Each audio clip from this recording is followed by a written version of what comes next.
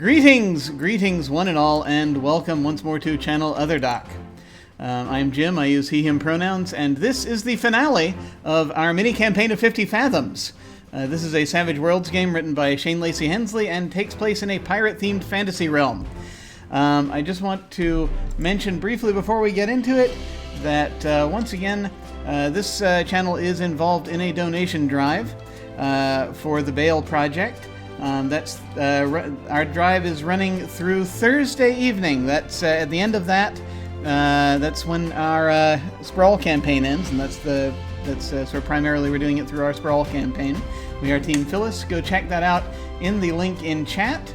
That's an organization dedicated to giving bail assistance to protesters, which is ridiculously important right now. Very important. Also, I highly recommend folks check out Campaign Zero. The link to that is also in chat. And that is an organization dedicated to ending police violence. So please look at both of those. And now, let us go ahead and go around and once more introduce our players, find out who they are and who they are playing, starting with Alyssa. Hello! Hi, my name is Alyssa. I use she, her pronouns, and I play Perry, the semi-aquatic, lock-picking mammal of action, who is a Doreen salvager. Excellent. Lock-picking action mammal. Awesome. And now let us go over to Jenn. Hello. Hi, I'm Jenn. I use she, they pronouns. I play Marcel, which uses any pronouns, and they are a former Haitian revolutionary turned bodyguard. They like to beat stuff up. Excellent. Good. And now let's head over to Ernest. Hello. Hello, I'm Ernest. I use he, him pronouns, and I'm playing Dr. Elijah Stone, a human surgeon and group curmudgeon. Every group needs one. It's vitally important. And now let us head over to James. Hello. Hi, I'm James, or Jimbeaux to my friends. I use he, him pronouns. I am playing Kistris, a squid-faced air mage, and very enthusiastic to be here. Yes. And now finally over to Anna. Hello. Hello, my name is Anna. I use she, they pronouns, and today I'm playing Maria, who is our reformed inquisitor turned ship's navigator, and also Kistris's fun clockwork machine science buddy. Excellent. Now, like we do with most games on this channel, we are going to be using the X card, the N card, and the O card. So if we hit something that's crossing a line for one of us, any of us can type an X in the Zoom video chat or anywhere else, or make an X symbol, and we'll back up and do something else. If something happens that we're okay having in the game, but we don't want a graphic description of it, we can type an N in Zoom chat, and we'll fade to black on it, or put it behind a veil, so it'll be there, but we won't go into detail. Finally, if we're exploring a topic or an area of roleplay that's particularly intense for us, but we want to keep going anyway, we can put an O in the chat to let us know we're okay and that we're all good to keep piling on the drama. Something else we can do is put an O with a question mark after it when we're moving into a difficult topic, or if we say or we do something and then think, maybe that might have been a little too much. Then everyone else can respond to that again with an X, an N, or an O to let us know if we are still doing okay. And now, we are going to return to this strange island that we find ourselves on. Our party had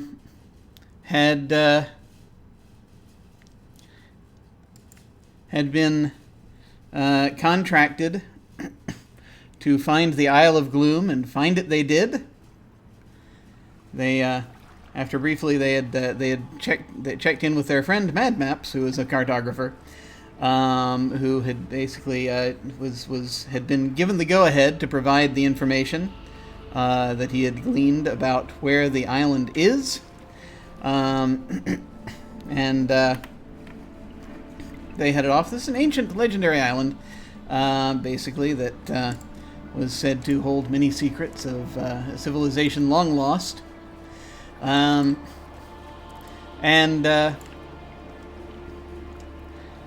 so they found the island. It's off the southwest coast of Torath Ka, the homeland of the Ugak. And in order to do so, they had to get through a very, very big storm that was raging around it, that they could see through these mists. They went through. Elijah was knocked overboard, and Perry had to jump in and go get him out.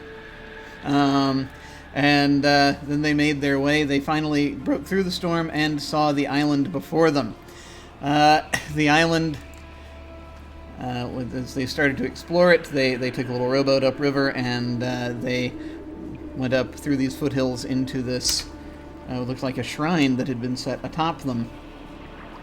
There, they took out the clockwork device that had led them here in the first place, strange device, and they found a symbol inside on the floor of this shrine. They were able to move the tile and found a place for this clockwork device to actually fit and do something.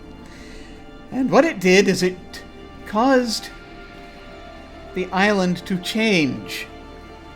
The entire setup of the island changed from one thing to another.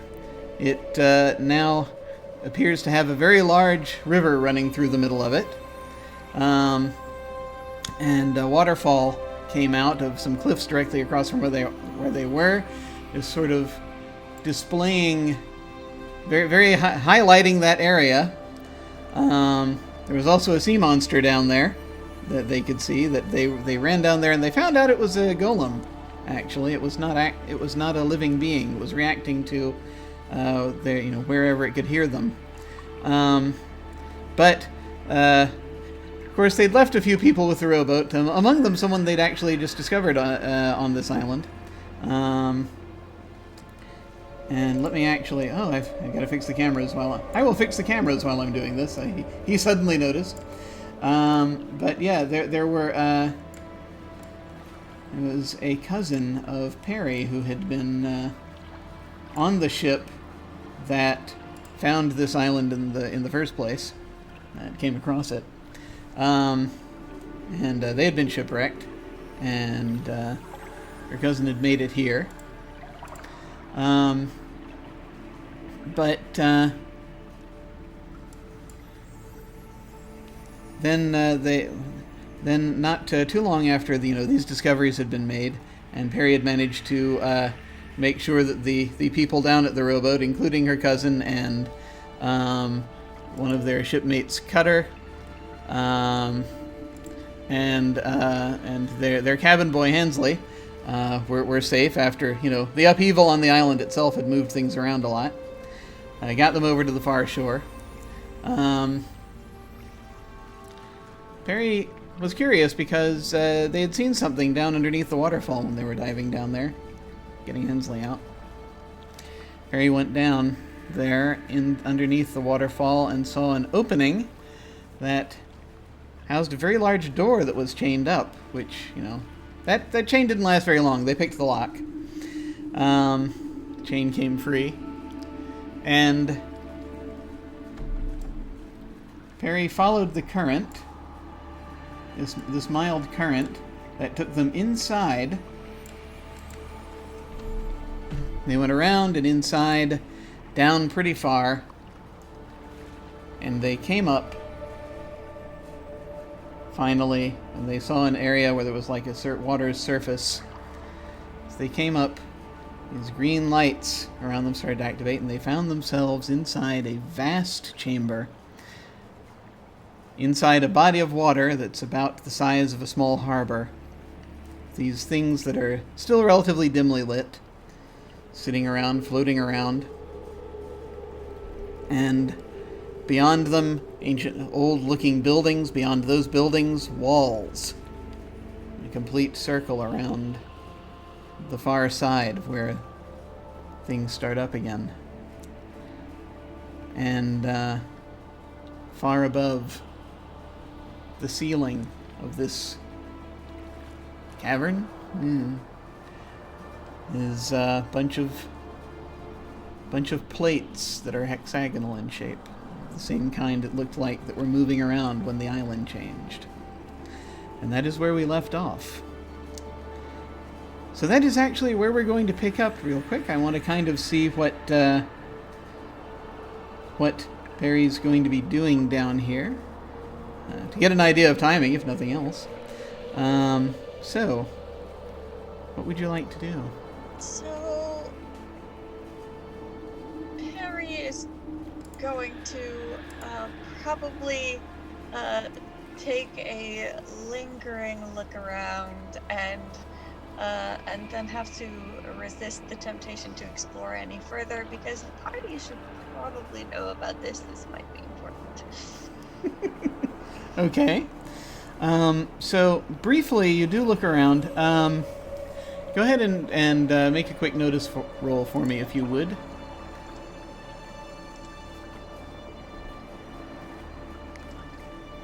I can get an idea of the level of detail to give here. Okay, that's a success.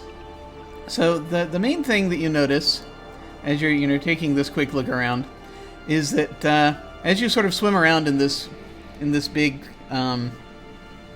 body of water, you note that the lights seem to kind of react to you. They keep coming up a little bit as you're there, sort of on lamppost like things. And these things that were floating in the water are a little odd because they look like boats. But you do get up close to one. They have that same sort of golden sheen that a lot of the golems had. So you do manage to sort of lift yourself up at one point near one side of this body of water, noting that it's sort of stone around the sort of the rim here, and you look and you can see that it's like, it is a little strange because each one of these, you would expect, they're covered boats, all of them, fairly big, maybe about the size, maybe as if, like a schooner, maybe, but the surface comes back around, the surface of metal, probably. These are not clay, like the golem outside is, but they have basically, they've got what looks like a front and a back, and then they've got what looks like basically some kind of a sort of a hatch on top.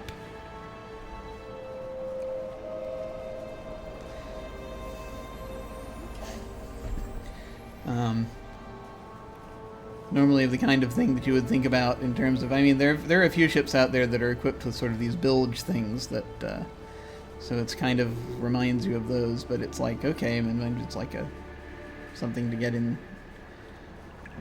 What would you want to put inside one of these? It's hard to know.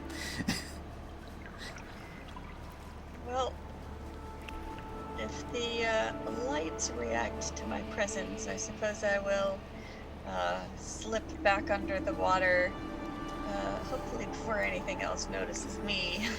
Yeah, the lights are starting to dim again as you go back under the water. And I will make my way back through the tunnel. Okay. So, let's head back outside for a moment. Well, for as long as we're out there, in fact. Okay. So, we return to the island interior.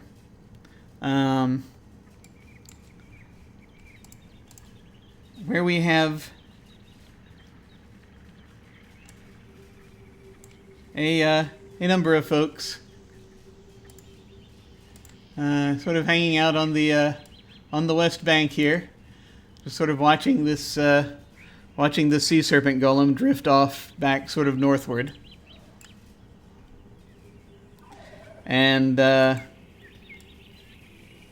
what have you folks been up to?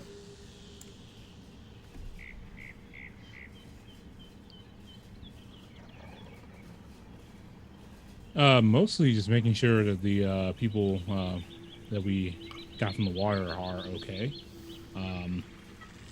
And just kind of being on notice, just kind of, keeping my head on a swivel, because who knows what other terrible and crazy things Kistress will unlock.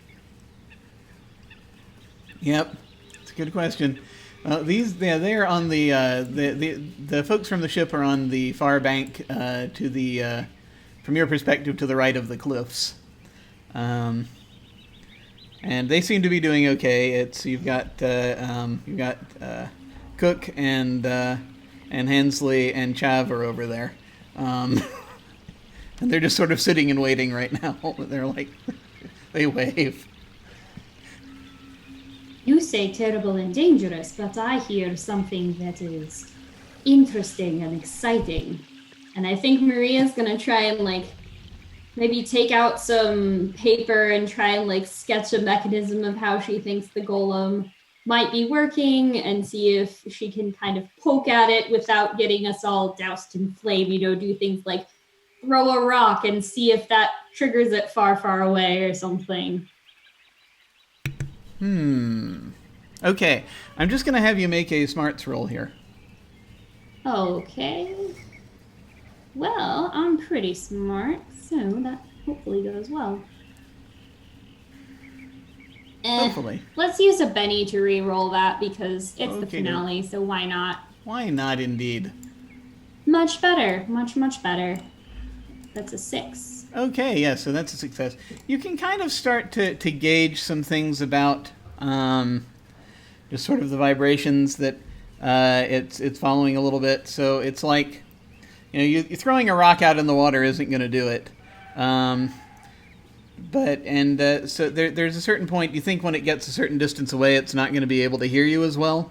It's just, and so talking at talking calmly, in a regular tone. Basically, doing the NPR voice is probably it won't trigger it unless it's... I probably even when it's right next to you, actually.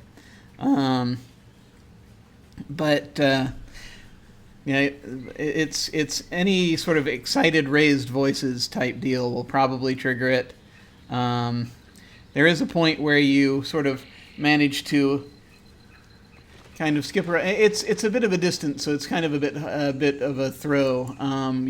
So while it's still relatively close, you do kind of bang a rock off the side of some other rocks, and the force of it isn't, for the most part, able to distract it, except there's one that actually manages to hit, and a few other things give way, and a few other rocks give way and just make a very loud sploosh next to it. And then it stops, and then it turns, but then it doesn't do. Anything. So it's like that was enough to get its attention, but not enough to get it to breathe fire on it. And so then it sort of turns and moves over. So you're sort of starting to get a gauge for things. And I think as this is happening is probably going to be when Perry is going to resurface. In Ye Lake.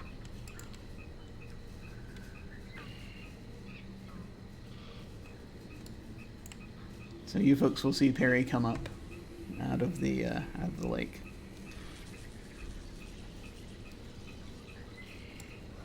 Well, I would say that splashing around is probably not a good idea, but Perry, being a mammal of action, is very professional when it comes to swimming skills.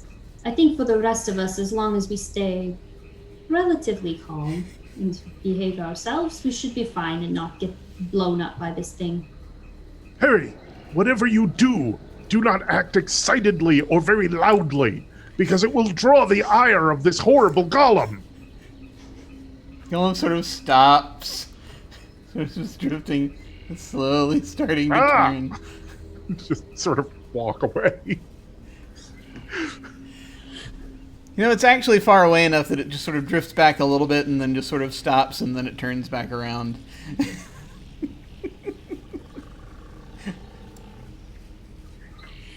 Very good.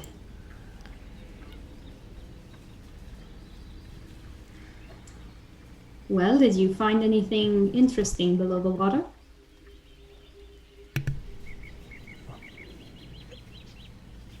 There is a hidden city in the center of the island.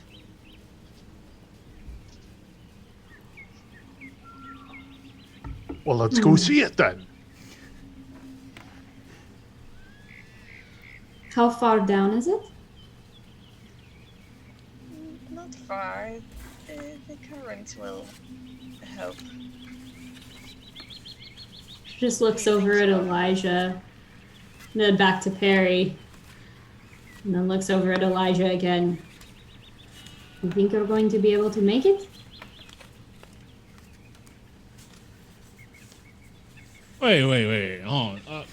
You think that I am going to swim down in the water to a city? Look, I know that you might have a propensity for chasing after unreasonable things. There's a whole story about where you're the people from where you're from in the city of gold, and it did not end well. Let me tell you. Wait, you had a city of gold? Well, they thought that they had one, but this time it's for real. Like Perry just said, there's a city down there. I did not say it was gold. And Doctor, you like cities. This could be great for you. But it's under the water, right? Under the water, right? Oh.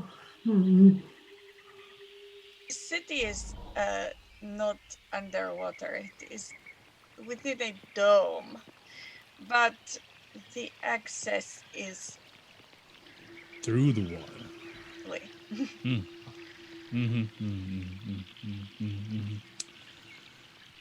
Okay. But it's a city. All right. What's between here and the city, Kistress? Adventure! No. No. Water. The water's between here. It's like an island, only down. Would it be better if it were adventure? You know, it can be both. It can be adventure and water. So great! It's adventure! Did we not just test how incompatible with water I am? Just hours ago. Well, let me put it to you this way, Doctor. There are some people that theorize that all of the dry land on Earth now used to be under the water a long time ago.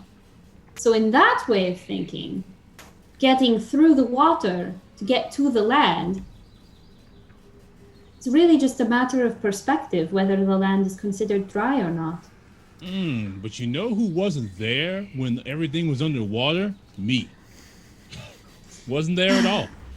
I don't know why I thought that would work. Were you in a city? You know what? If I drown, it's on you. Let's go. Well, so a couple of things. First off, I will say that Marcel, as you've been hearing all of this, there probably some part of that part of your brain that is mercenary is thinking about how kind of potentially valuable this find could be, just the whole thing. But it's just rather so big in scope that it's almost hard to sort of figure out. Also, you know, there needs to be stuff down there. That's the other thing. I would like everyone, though, to make a notice roll for me, and since Elijah was actually trying to watch out for things, he will get a +2 to this.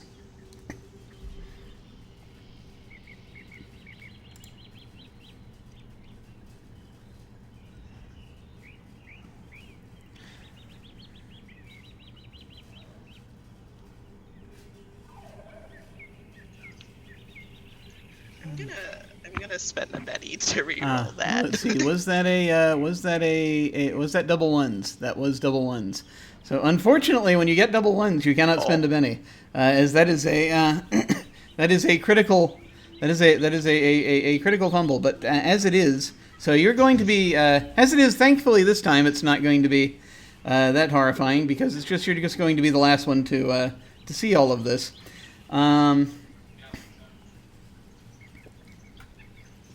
But let's see. So Perry got a raise, and Maria got a raise, and Dr. Stone got a 31. Which means... Hamilton wrote the other 51! Which I think with the +2 is 33. Yes. That's paranoia. It is. Goes into the water, eyes wide open. And that's the day I became a beholder. I think, yeah, I mean, that's how this works. So I think that's 7 raises, if I'm counting correctly. So it's kind of almost like getting a premonition, Elijah, as you're going to be the first to notice this. And Maria and Perry will notice shortly after you some of these things, but not all of these things, because it's kind of like, I think that it's like, as you're thinking about the horrors of going under the water to try to explore this place, you're realizing that just sort of the scope of kind of how big a deal this is, and it's making sense to you very much why it is that everyone was wanting to keep quiet, if this is in fact what it's supposed to be. But you hear, it's like, as you're having that thought, you hear faintly what sounds like a distant explosion. And another thing. And yeah, no one else immediately hears this, but Elijah, you turn. And it's very, this is very, you sort of, and you can spot this. Not everyone else spots this immediately, but they're going to hear like the second explosion. That's still very far away, but it sounds like cannon fire. You look, Elijah, you're going to spot this, that there is a shape way off that's coming out of the mist and seems to be firing at the reasonable. It comes out. Damn. And as this is coming out, you can tell that it is a galleon that seems to be strafing. Oh, hell, the reasonable. And Maria and Perry are also going to there are more shots, and you're sort of listening. You're looking over there, and you see it's very far away, so it's hard to make out specifics. But there's a galleon coming, and it kind of came in at an angle so that it can present some of its guns. And that seems to be what's happening.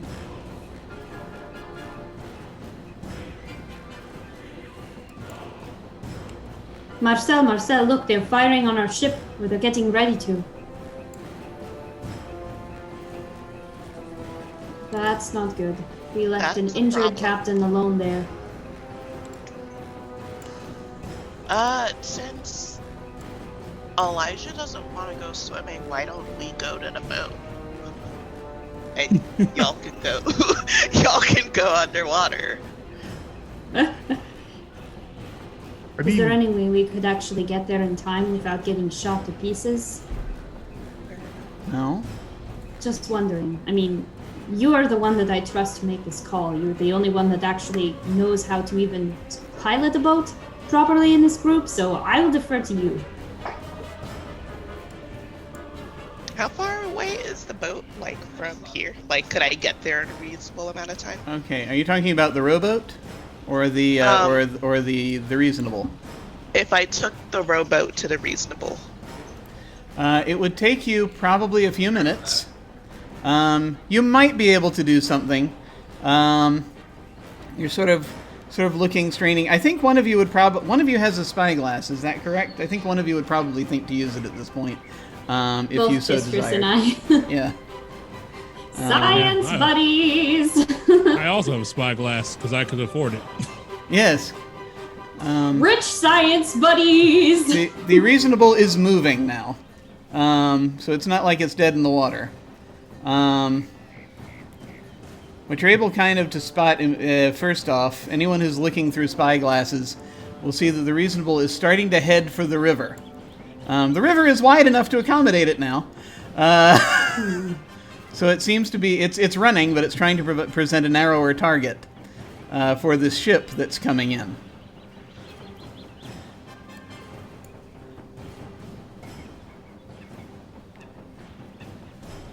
I mean, if it's possible, we could at least get down to where the river is and then make our way on land to the ship. Be very slow going, though. Well, if we pile into the rowboat, we could all just head towards the reasonable down the river. It's a galleon. It's too big. What if? So we could accidentally land the reasonable, but the galleon might just get crushed if we close the river on it. And how would we do that?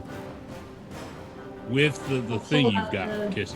I see. Yes. See. Don't try to backtrack this into the thing being useful now. We wouldn't have been here in the first place if. Don't do it. No. The river is wide enough for the reasonable to get in. I wonder how that happened. Yeah. And as you're But looking, it is okay. Yeah, You are looks now like- embracing the adventure. looks like the galleon might be moving to follow. It has to come around first. And Well, if life is going to grab this river by the face, we had better get going back to that area so we can activate the portal or whatever it is in the temple. Hopefully the waterfall will not go away, so then we can go back into the city. Well, as you can see, and those of you who are looking through spyglasses will note that as the galleon is turning, you can now see its banner unfurling, and it is a symbol that you folks have seen before. It is this banner is of a skeletal hand, a skeletal arm that is clutching a saber dripping with blood. A red, so white skeletal arm clutching a red. Well, it's more of a cutlass. This is the standard of Crimson Carlisle. That guy again. Curse you! So, are we going to go try the clockwork thing again, or are we going to take the boat down there? What are we going to do?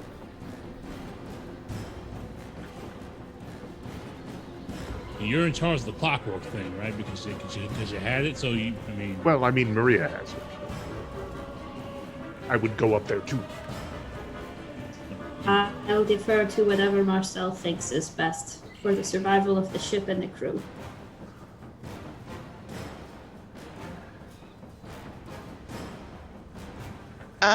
I think.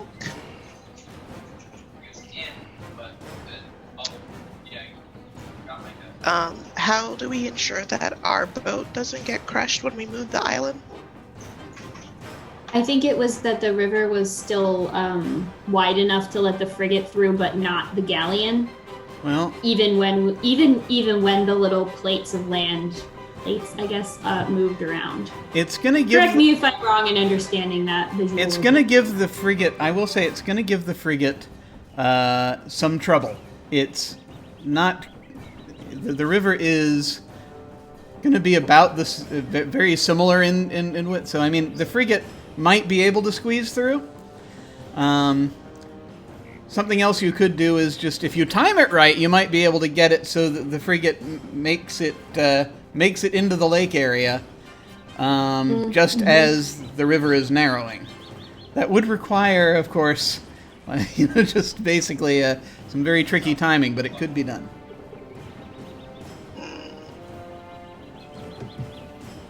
Wait, I have an idea. It's a great idea. Oh. If you can get me to the reliable, I can summon a wind to make it get to the center of the lake faster. And then Maria could use the clockwork to crush the galleon. Yeah, that sounds good. We can do that. All right. I need to get to the reliable. I'll take you there. Excellent. So, right now the boat is the rowboat's on the far shore with Cook and the other two. But you can signal them if you want them to bring it over. I forgot that we brought a literal child into this mess. Oh, back when we thought this was just gonna be a fun little adventure with no mortal peril whatsoever. Ha ha! Ha ha ha ha! Curse you, Jim! Curse you! I'd let you do this to me again! Oh, that's right. That did happen last. Oh well. So, I'm assuming we are now splitting into two parties. Is that correct? That's how it I sounds. think so, yeah. Yeah. Okay. Who's with which party? Me and Kistress, and I guess the other people across the river. Mm-hmm. Should we take them back on the boat with us, or should we leave them here? Yeah, I think we should take them back to the boat. Okay. Probably. If anyone wants to come up to the clockwork area as well. But I don't want to assume that you wouldn't rather be back on the ship. In this case, the land is perhaps not as friendly as it usually is.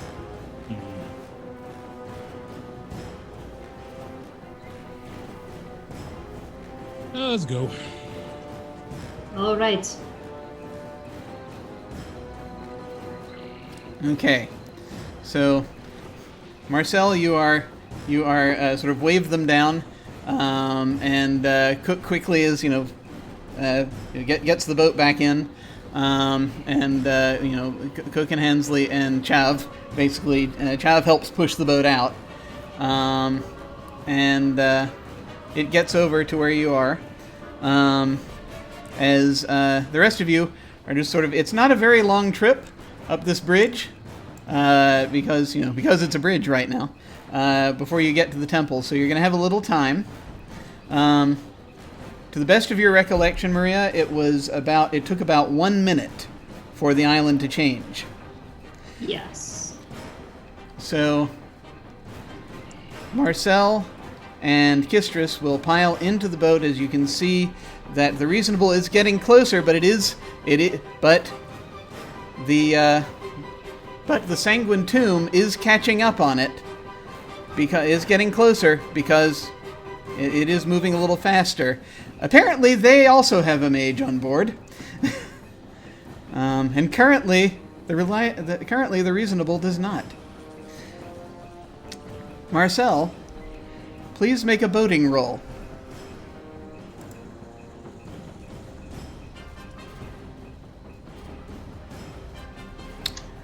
So that's a success. Okay. With a 4, and you can see that you are managed to get the thing out there. Cutter is helping you row to get you down the river.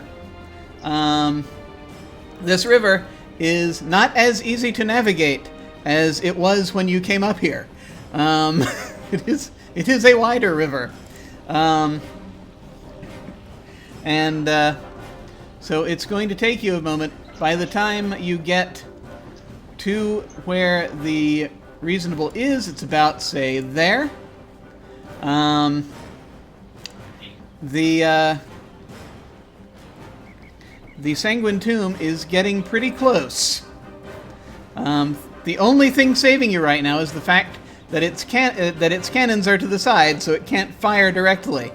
But if it gets much closer, they might be able to board, so that's going to be a problem. Marcel, Kistris, and the others, begin climbing up the side of the boat. I think that even as you're doing so, your lookout Faeth has glided down from the crow's nest and lands on the side of the boat, just sort of looking down, and she says, "What?" And she says, "What the hell's been going on with this island?" It's adventures. It's magic. We'll explain it later. We better get up here. We've got about all the adventure we can handle this end. Ainsley, I put you in charge of explaining. Oh, all right. And you sort of climb up. You get up over the side. You see that behind you, once again, this vessel is getting closer. So, what would you all like to do when you get aboard the deck? Kistris runs to the appropriate location for his magics, and mutters under his breath, this time we have to do it big. This time we have to do it big. And he blows a kiss at the sail and summons up the wind. So you're going to get up there, and of course the captain has not stayed in bed because of this is happening. Captain apparently got out of bed for this. Captain McIver is just sort of looking back. She can't actually be near the wheel, so she's sort of sitting off, sort of prepping some things. Some small explosives to try to hurl over there if at all possible, she's like, about bloody time! Come on, get the wind moving! And you're doing it. So I need you to make a spellcasting roll for me, please. You betcha. Okay, the wind picks up. Wind picks up a nice amount here, because you got a raise. And Marcel, the boat begins to accelerate. Your frigate begins to accelerate, trying to broaden the distance between yourself and the Sanguine Tomb. And you're just sort of very faintly, as the wind is trying to pick up and fill the sails, you very faintly hear, and this again seems to be through a megaphone,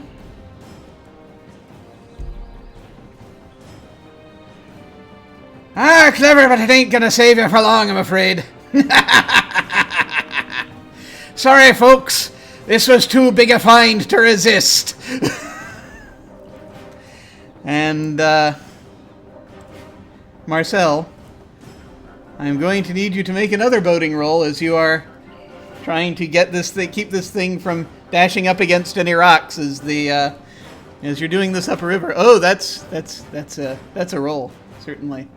Would you like to spend a penny by any chance? Yes. Okay. Pennies save lives and ships. I'm having a time today.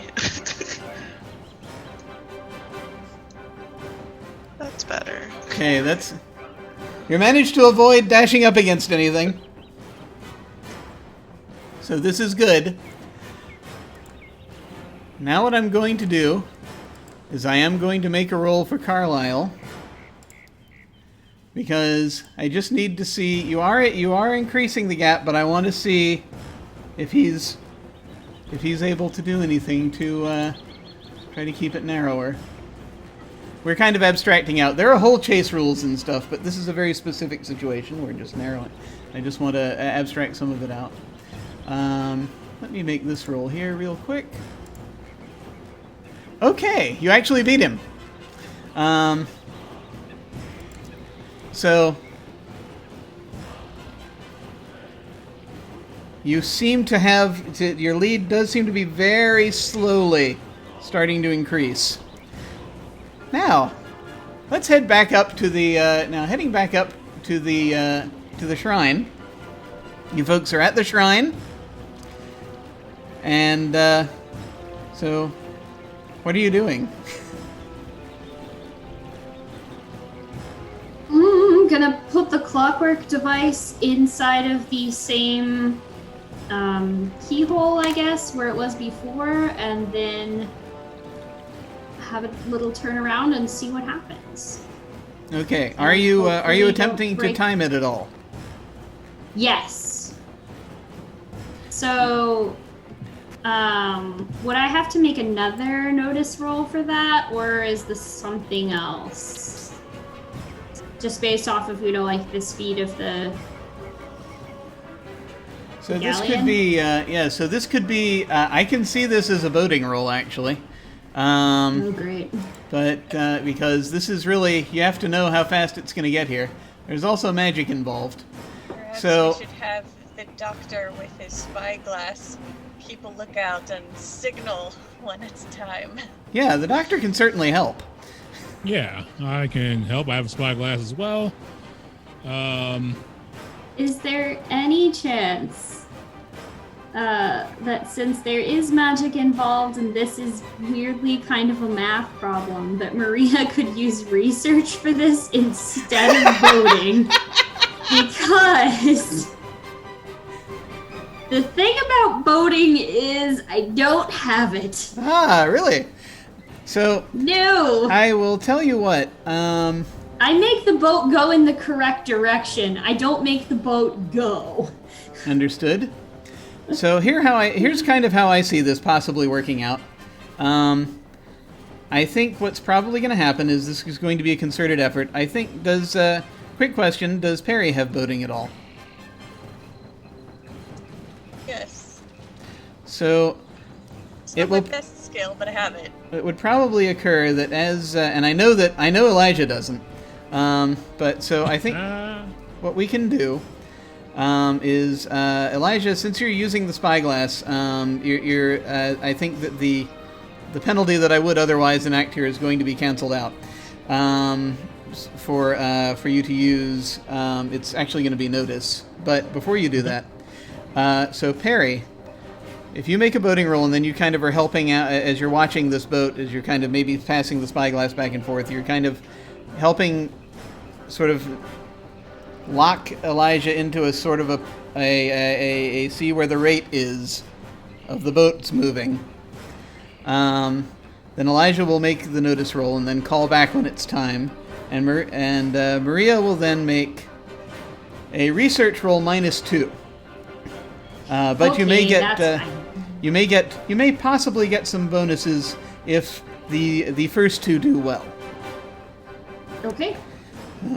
If that sounds The good. regular research is +2 anyway, so it's Oh, yeah, so it's just gonna be a flat straight roll. D8. Yeah. Yeah. So, first off, then, Perry, go ahead. Okay, you got a raise. All right. So as you're sort of watching as Carlisle is continuing to try to taunt them, but of course they get out of earshot in not too terribly long. And you're sort of watching, and you're seeing as the reasonable being piloted by Marcel is getting closer. And you think you've got it.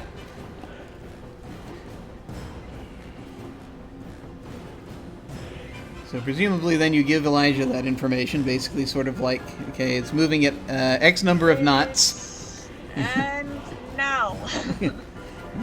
Okay. And Elijah, go ahead and make a notice roll at +1.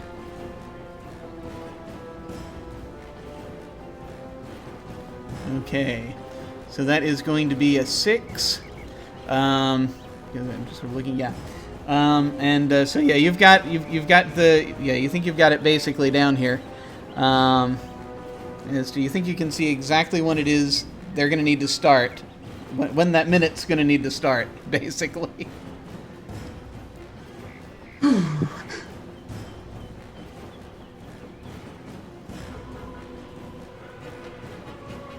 And so do you want to basically, at the right moment, you're basically going to lean in or call back to Maria?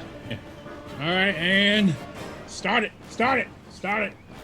Okay. All right, so Maria, this is going to be a research. straight research roll. Okay, so we'll subtract 2 from the rolled results. Sure.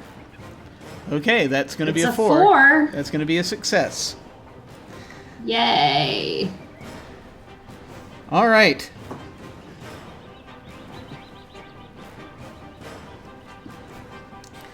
So, you start, you use the controls as best you had figured out. You move the clock hand, and there is a loud rumbling as the clock hand begins, as you put it in the right position, and everything begins winding on its own. Everything is shaking. Marcel and Kistris, things around the boat are shaking as you notice that segments of the island, once again, are starting to change. You're much closer now, though, than you were before. As you Do can not see, worry, anyone. This is completely according to plan and normal. at this point, yeah, It's not normal, but it is according to plan. at this point, Hensley is dashing around crazily, and Cook is trying to keep everything together with where the sails are, as far as what the with the wind you're producing. Chav is just sort of sitting down on the deck and grabbing his knees and just sort of rocking back and forth. And Clyde's just sort of staring out there casually. It's like, oh yeah, that's going to be a bummer if that catches up. Because Clyde's always been like that. At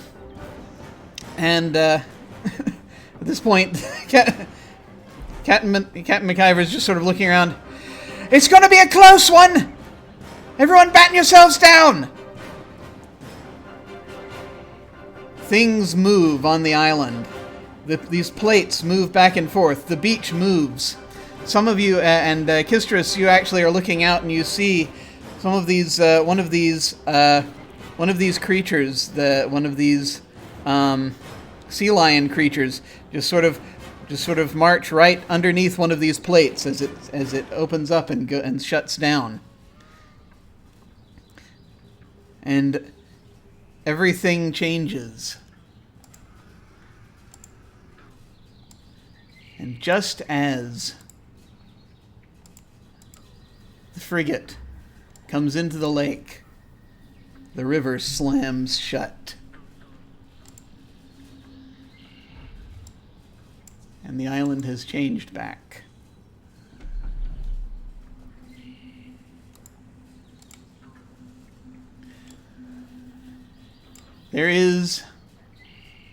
So the rumbling ceases,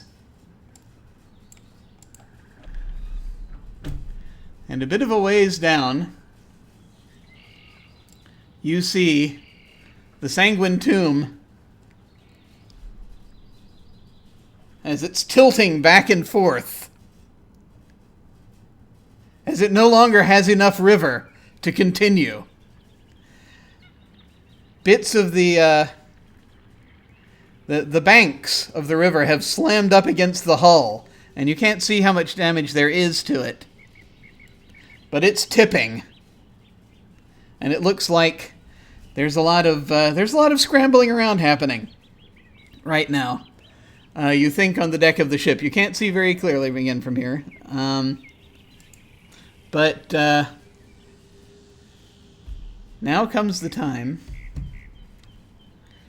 So now comes the time, and it will occur to you folks as this is a galleon pursuing you. It's not like it's a man of war, so there are only like 30 people on it. Thereabouts. There should be only about a crew of 30 on the galleon. So I'm going to ask someone who would like to be a lucky volunteer here to give me a card suit before a card is drawn.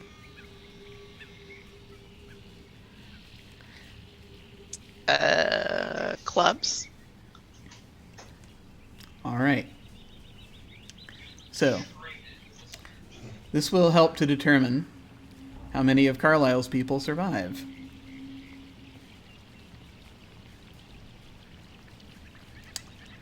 I'm going to go ahead and draw the card now.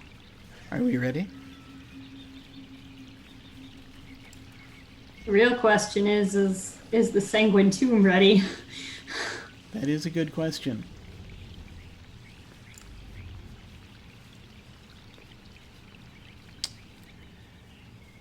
Okay, so you got, it's not a club. It is also not a spade, which is the same card color. It is the lower of the two red suits. So what we're seeing is that the ship doesn't tip over completely. It just sort of starts listing to one side and then stops. And you see that there was a certain amount of shattering timber over there. So maybe it's possible that some of them got taken out. But there may be a majority of them still there.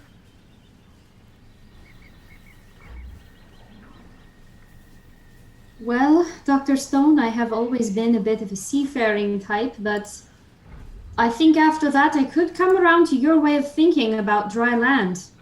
It's much more than I gave it credit for.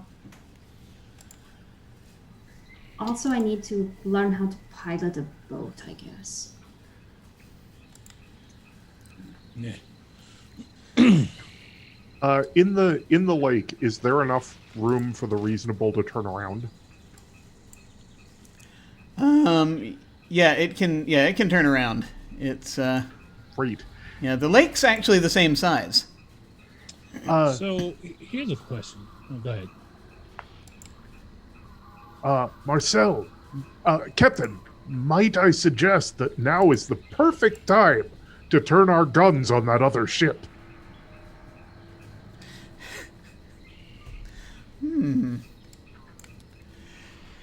That's an excellent idea. Guns at the ready!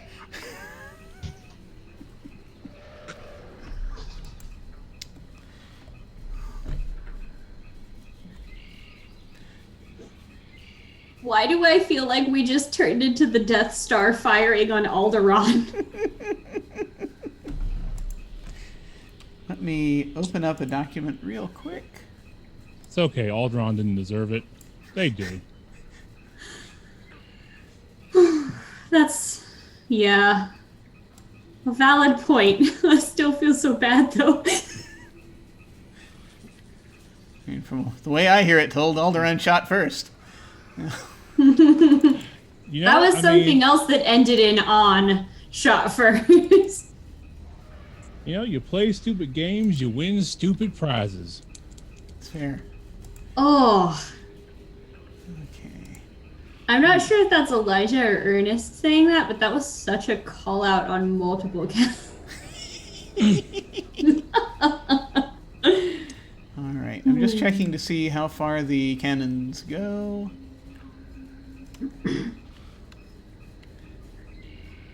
All right.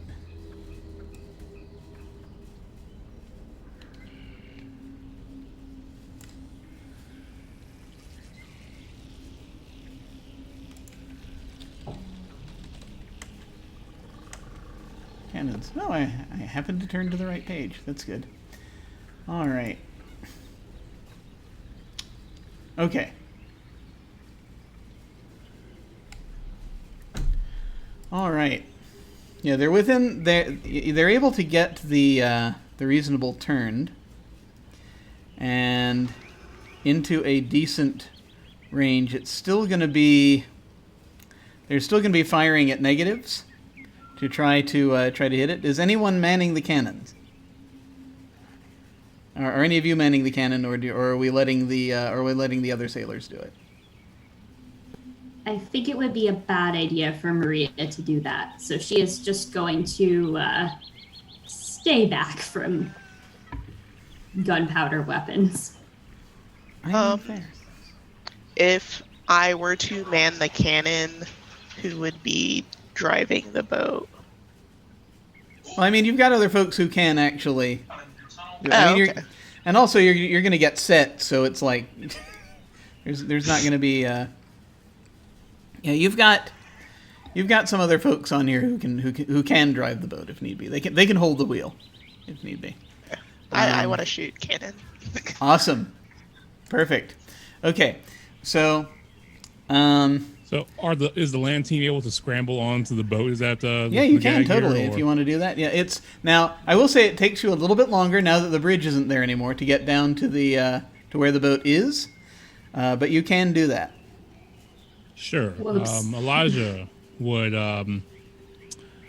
run below deck, open up a trunk, and come up to the top of the deck with a rifle.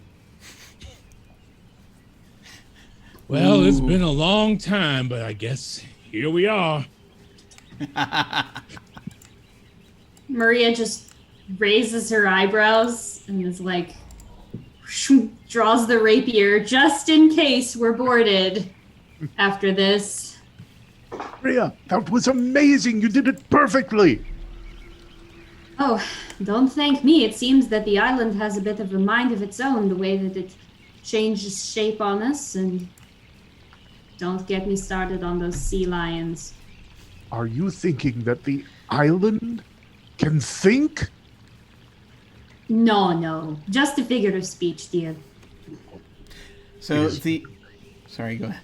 Really hope this thing can't think. Oh, I've been saying terrible things about it all day. It seems that whatever you say mysteriously comes to pass, Doctor. So, with the amount of time, with time, you could probably, in enough shots, you could probably take out, depending on how much of your ammo you want to use, you could probably do some fairly decent damage to the Sanguine Tomb from this spot. You're going to have, so the reasonable can hold up to 8 cannons. I think it probably has 4. 2 of them are on this side, 2 of them are on the other, but of course, if you want to take the time, you can wheel 2 of them over to the empty gun ports. I'm going to ask, just to see kind of overall how this goes, I'm going to ask Marcel to make this is going to be a shooting roll. And we will see how well this does. Okay. So you got a 7, which, given the distance and the minuses you're at, is just enough to hit. Are you satisfied with the with that result, or do you want to go for a raise? I think I want to go for this just for now. So are you wanting to leave it at a 7? Yeah. Okay. All right. Okay. So the other folks are also on shooting, and I will go ahead and I'm gonna roll for one of the other sailors. just to see how they do. Okay, they're holding up their end as well. Okay. So that does mean that the people on the other boat are going to have to flee that boat. So that's a thing. I'm now going to add now having thought of this. So Elijah, do I assume are you trying to pick people off as they're running away from the boat? Yep. Okay. Let me actually before we do that. Okay. Okay. Sorry. Yeah. Oh, it's too late. No, that's a hit. But I just wanted to see. I wanted to let you know kind of what the deal is. I will let you re-roll this if you want to, without spending any. What's the deal? While I explain kind of how I'm going to do this. First off, I kind of want to figure out how many people are left now after the cannoning. So I'm going to ask one more time for someone to pick a card suit. Clubs. Okay, clubs again. All right, I'm going to go ahead and draw. Clubs does seem the most seafaring-oriented suit. Okay, so Ace of Spades. So you also got, and again, this is, I just want to point out for anyone watching who might be concerned about this, this is not actually a Savage Worlds mechanic. I'm abstracting things to make things go a little faster with this. This particular situation. But if we were actually at home at a tabletop, this would be a lot easier to do. But anyway, so it's the same suit color. So of the ones that made it, yep. Okay, I now know how many crew are left. So Elijah, for every success you're going to get, for every success you're going to be able to pick off one of the people fleeing. And one of the extras at the very least, which it's the crew is mostly extras on that. The only wild card on that crew is Carlisle. So right now you've got one, but if you want to re-roll, you may, Sure. if you want to go for a possibility of a raise. Sure, I'll try that. Or multiple raises. So every raise you get on this one roll, you're going to get another member of their crew running out. Oh, that's very good. So that was a 19. Yeah, 19. So 4, 8, 12, 16. You got 4 of them. As they're running in groups from the boat, from this boat that parts are shattering of it. There's still a decent level of amount of that ship that's there. But all in all, you get a count of, you think there are about a little less than a dozen people run from the boat to the foothills, and you got 4 of them. Hell with you. The hell with you. Hell.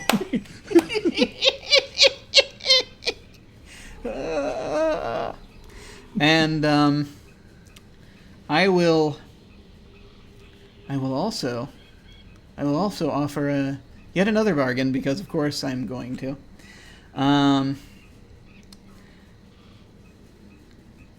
So if you want to pick a specific card, like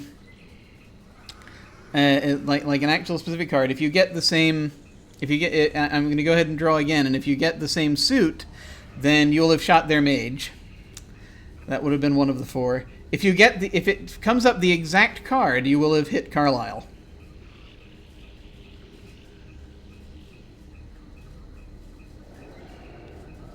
Oh, the exact card or a joker. King of Hearts. King of Hearts? All right. Let's see what we got. We did get a king. But, yeah. So,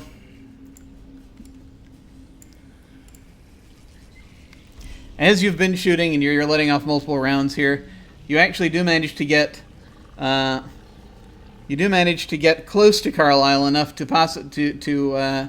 to the point that you think you might have winged him. You're not sure, but the mage is going to get through. But you did get four of these remaining 11 men.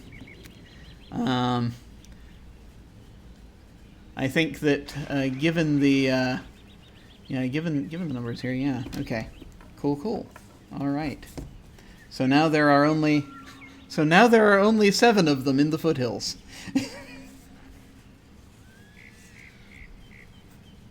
Oh, almost. I pull out a single bullet and I kind of just I score it with my knife, my bag, with a little like crappy C on it. That's you.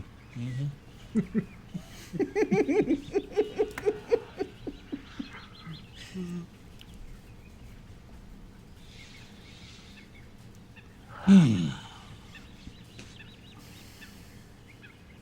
So, weird question. Is the waterfall gone now? The water, yeah, the waterfall is gone. It when you reset it back to where it was, you no longer see the waterfall itself. Although the cliff, I will note, the cliff face didn't change. So there might still be a way to get down to the underwater city, but we'd have to jump off of the cliff or find a safer, more advisable way down off of the cliff. Well, again, remember, the cliff is on the far side there. Problem. Oh, that's right. I'm sorry. I got all turned around by the rotation of the thing. Oh, yeah, no worries. Understandable. Although if Perry did have to, Pocahontas swan dive into the lake, Perry would.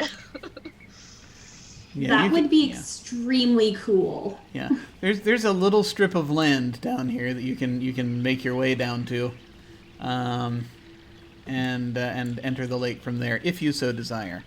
But of course, the question remains. So, you do still have pirates in the foothills, though. So that's another question too. So what would you like to do?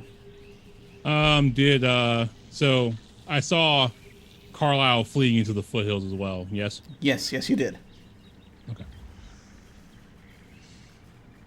Well, Captain, you know that there is something that we need to go see out there, but we also realize that Carlisle's crew is still there, and we don't want to leave you undefended aboard the ship in case they decide to come back. Yeah, how many? You got them down to what? You got them down to what? 7. Yeah. I only was able to kill 4 of them. Assuming none of them are lurking back on the ship, but that's probably not. Don't think they'd be long for this world if they did. Oh, we could go loot their ship. Sure. I mean, that's a great idea, but I just don't want these fellas coming up behind me. I'm just sort of out, kind of looking. Yeah, I go back down below deck. I grab some oil, and some flasks, and I take out some flint and steel. 3, 4, 5, 6. And since they have gunpowder on board, I get these flasks ready to light and toss onto the ship. What kind of doctor are you? I was a soldier who happened to be a doctor. Adventure has grabbed him by the face! Oh no, anger has grabbed me by the face. I think, honestly, it is the good doctor who is doing the face grabbing now. My goodness. I hate Carlisle something fierce, and he should come back to absolutely nothing. As I throw this flask of oil as the end is lit on fire, just... Okay, so you basically head down to where the so you're gonna head down there and and start lobbing lobbing flame at it. Yeah, no, that'll. I'm gonna give you a Benny for that.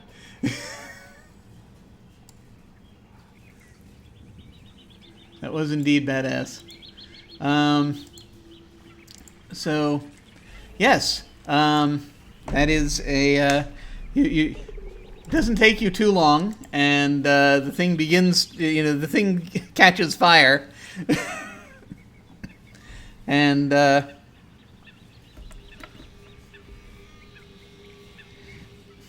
I don't look at the resulting explosion. Yeah, no, you walk away without looking. That's the rule. And I think actually, as the. Oh, I was just gonna say, I believe that some sort of glasses with tinted lenses exist in this time period. Yeah, they do. I wonder, does Elijah just so happen to maybe pull them out? Maybe I do. Maybe he does. Maybe he just.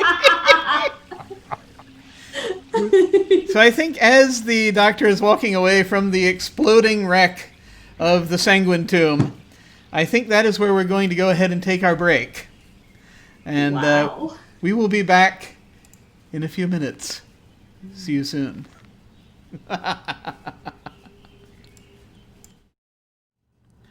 Welcome to the break.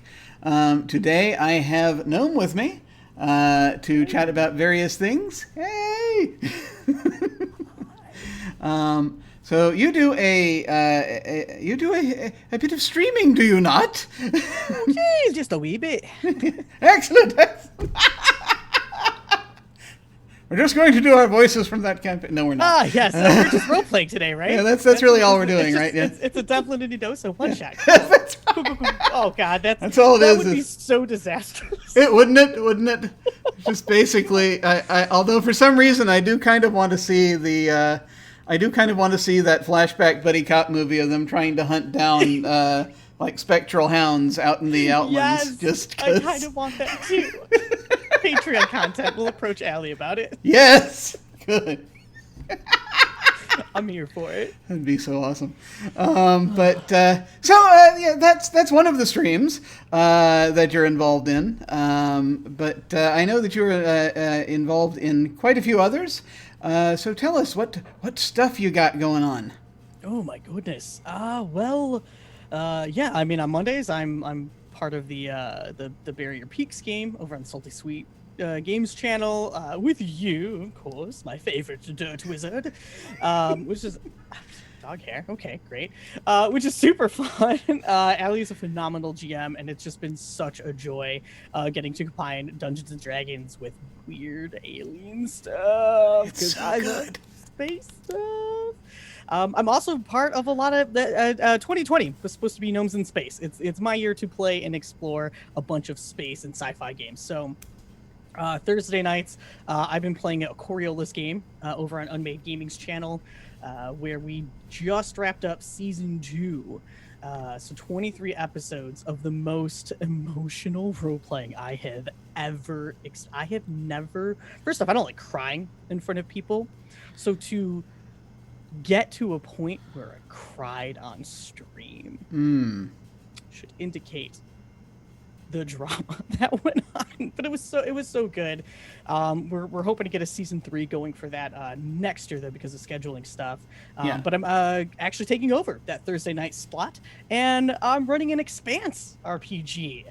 So if you're a fan of the show, oh yes, hopefully you'll like my RPG version of it, because it's space, man. Space is so cool and so fun to roleplay, because there's just so many things that you can do with it, and there's no magic. What do you do? What do you do in a world that doesn't? It's our world. It's our solar system. We're familiar with Earth. We've colonized Mars. What are we doing? So I'm super excited to run that. We've got a really good cast of players to join me there. I'm going to be on the Open for Adventure channel. It's like mid-season. This is such a weird segue. Yeah. I'm not. This is the week where I'm kind of off. There's really not much going on. But next week starts everything. And and we're going to be playing a 5th edition game of Sombero's homebrew world, and it's called Modern Gods. So I'm very excited, and I don't know when this gets aired, and if I can or cannot say anything, but I'm playing an Etten. Ooh. Oh, Both that's so hands. cool. I'm so excited to talk to myself. Ah! That's just the fun stuff that you can do when you play games. So I'm super stoked for that. That's gonna be a good one, and I think that's kind of it for right now. Okay. I don't have much else, but yeah, at least not much else that I could talk about yet. Okay, no worries. Oh man, I just have to say that the Etten sounds exciting. I will. There was a while back, and I didn't even see. This was just to show how my brain obsesses on things. This is this thing I remember that someone once told me was in an article that they read in the early 2000s, and I have never actually saw the article itself. But they had apparently done. It was like back during 3rd edition. They would put together these different character. It's like, here's a character, and for some reason, and I think they meant it as like for NPCs or what have you. But they had an Etten bard, and my first. It's just after a second. It's just sort of it dawned on me. I was like, what? And then after a second, I was like, oh my god, he can accompany himself. Right? Right? It is a one-bodied a cappella group. I know, right? The amount of stuff you can do with Ettins is I think seriously not yet been explored. So I'm just so pleased that you're going to have the opportunity. Yeah, I'm so dang excited, and I mean I'm totally taking it. And the inspiration is from Cho'Gall, from like World of Warcraft, from all the Blizzard stuff, right? Yeah. And one is a brute, right? It's really 2 classes in one. One is the barbarian and one is the warlock, and so I'm just, I'm excited. Like, that sounds it's just so kind good. of weird, and just I'm gonna have fun with it. It'll be good. I think folks are definitely going to need to check that out because that sounds like it's going to be bananas, and so I just you should see all the other cast and what they're coming up with too, because we could be anything. That's the thing. So they're definitely picking other stuff, which is awesome. That is so cool. That is so cool. Yeah, definitely got to check that out. I just to circle back around to space for a moment though. I got to say, first off, I did get, every now and then I got to unfortunately, my time is such I don't get to look at streams a lot. I can dip in for like 5 minutes and then I have to dip out. Yep, I got to watch the VODs on the weekends or like during the day when I'm working. Yeah. One day, I dream one day of having time to do things. I don't know what is that? Huh. Even though now we're in this situation where you would think we're all Burgess Meredith at the end of the Twilight Zone, oddly enough, it hasn't worked out that way. But the complete opposite. Yeah, honestly. It's very strange. But I got to pop in for a little bit watching little bits and pieces of your Coriolis campaign. And I could tell, even just from those little bits, there was just a fascinating crew dynamic you had going on. And I'm just seeing these very deep and genuine responses from all the characters to what they were doing. A lot of attentiveness to what everyone was doing. And I'm just curious, how did that come about? Well, that is Little Red Dot's genius. Right? Not only is she, I would argue, one of the greatest storytellers of the TTRPG world, and honestly beyond. This woman can do anything that you ask her to do, and she can do it on the fly, right? But you give her time, and she makes Void Coriolis. And so she carefully picked the cast. Some of us have experienced playing together, and some of us have not. Paul, in fact, in What 123 was relatively new. He'd only been on a couple of like one-shot streams. He hasn't really done like a persistent campaign, and and I had no idea who he was. It was my first time meeting him, and he ended up, I would argue, being one of the best role players at the table. with one of the best, natural, organic character development storylines from start to finish. And it was so amazing to see someone relatively new, right, be able to come out and create something like that. Like, Unmade Gaming, already a phenomenal storyteller and role player. So like I've had games and experience with him before. Eris Savad has done some incredible stuff. Like Witch Girls is a really, really good show. So like getting to play, we had never played together, so getting to play with her was really good.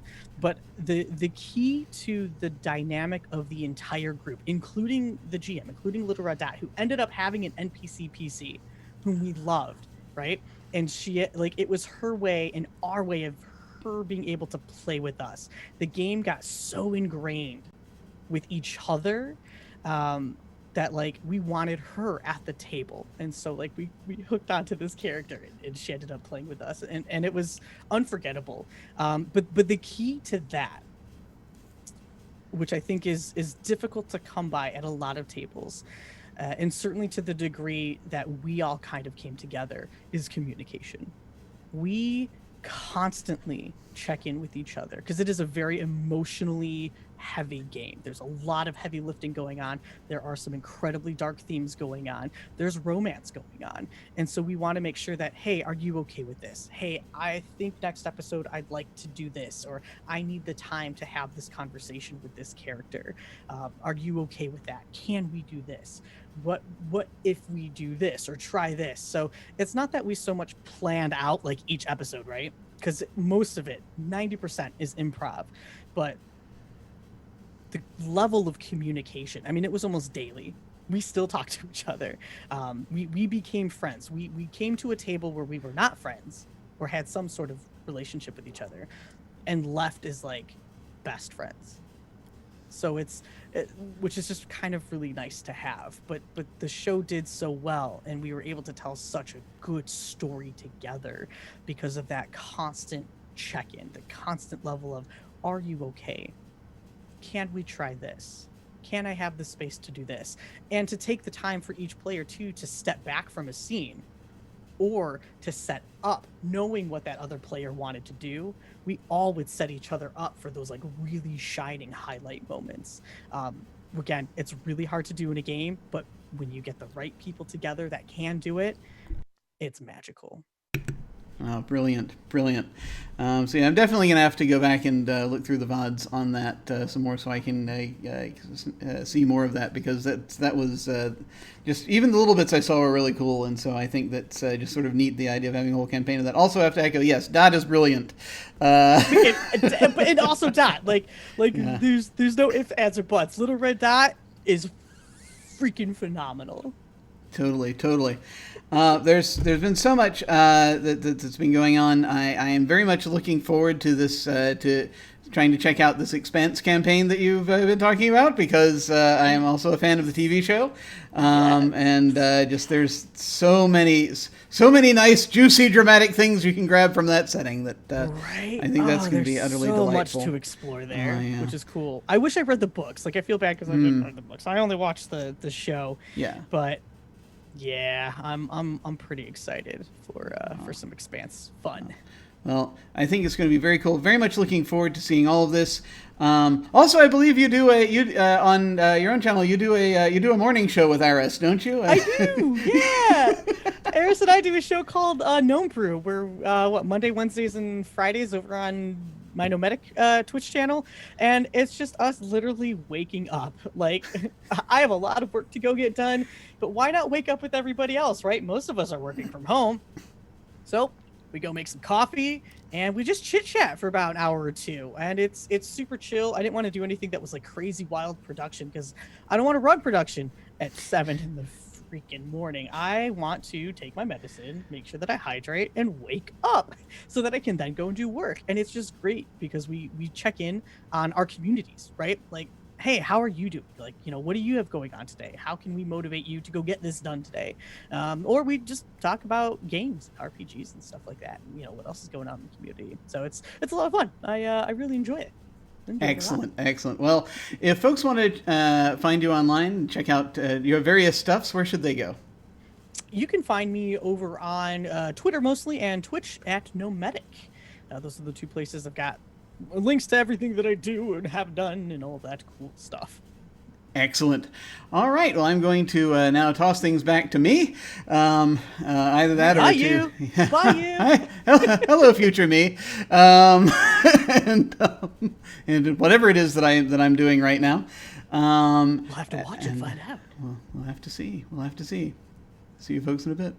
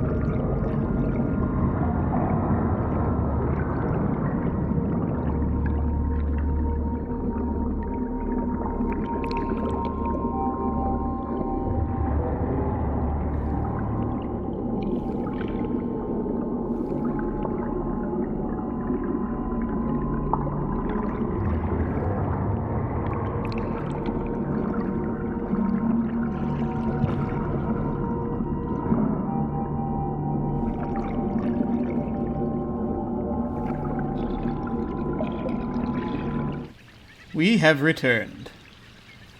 And once more, as Dr. Stone has whipped out a pair of sunglasses and put them on as he walks away from this blazing inferno that was the Sanguine Tomb. So I guess the question becomes, what are you folks going to do now? Well, we kind of approached the captain and asked, like, Oh, that's right. how she wants to handle this. Yeah. So she's sort of looking at it. She's like, right, so we can set guard. We've got a few people. We've still got our full complement, but so we've got numbers on him. I think if I were him, I'd probably wait till nightfall. Because the trouble is, the thing is, we can't get out either. How do you get out of this place? What? I mean, can someone just sort of give me a rundown what's been happening? Why does the island move? So there's a magical clock thing, and when you put it into this puzzle thing, the island moves. Oh my god! I don't know why. So that thing they took off the bowsprit, that actually had a purpose. Looks like it. Yes. I'll be damned.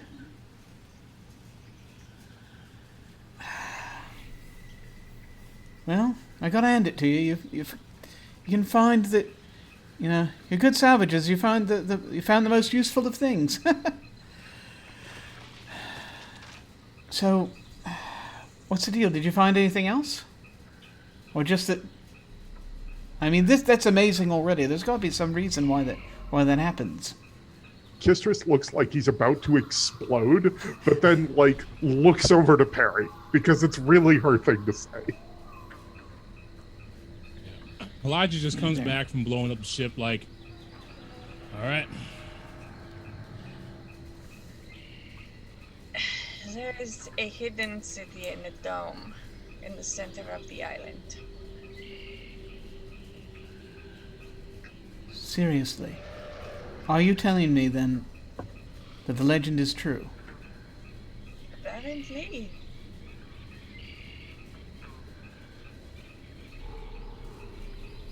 You know, this is the find of a lifetime. I mean, even so, we gotta see what's down there, but... You gotta do it while dealing with these bastards. She says, sort of gesturing at the... All right.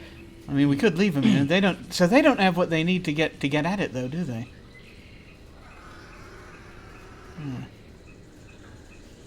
Nor do they know it's here.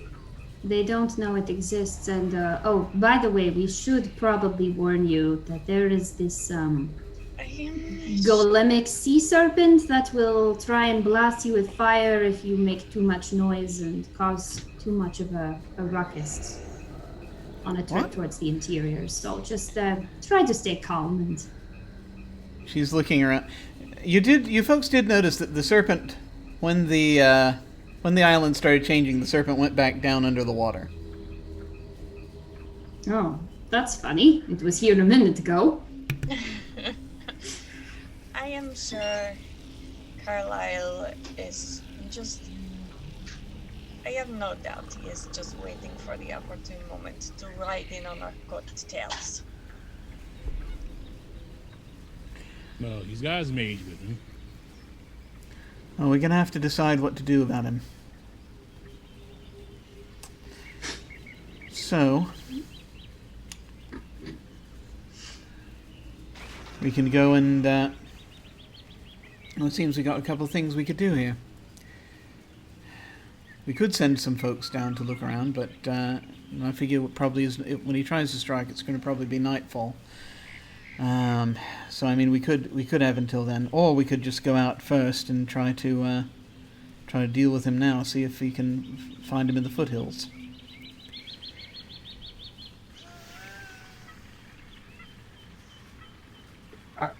I know what my decision would be, but I understand that others might think differently.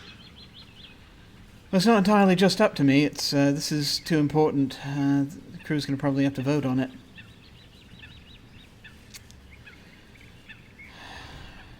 Because this is...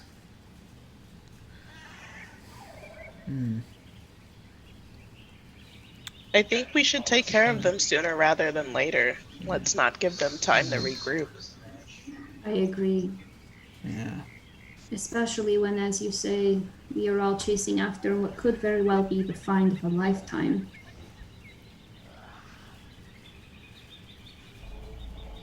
I really do not wish to return to Burgundy Bay empty-handed. No, me neither. Me neither.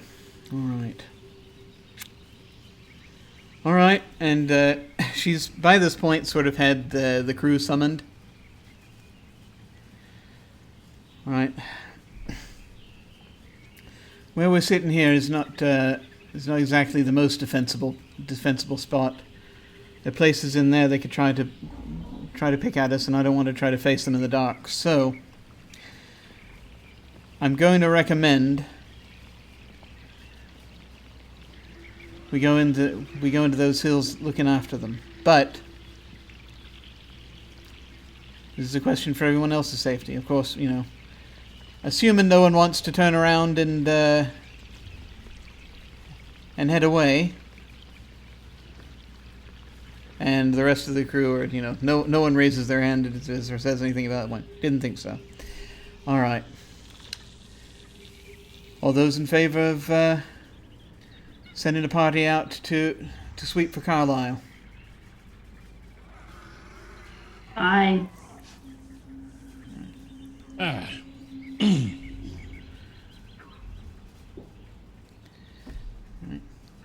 And those who'd prefer to roll up here? I'll send a party down there.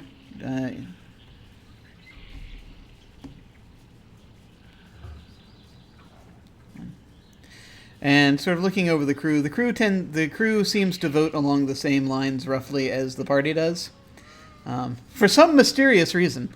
So like, all right, we'll deal with Carlisle first. And so then you fall to planning. I shall now, to help give sort of a visual representation here of the different forces and what's available, I am going to go ahead and move us over here just so that we can kind of see.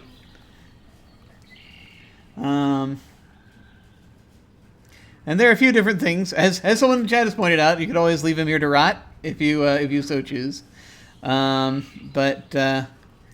the question is just basically keeping him off your backs while you're trying to making sure they stay off your back while you are heading down.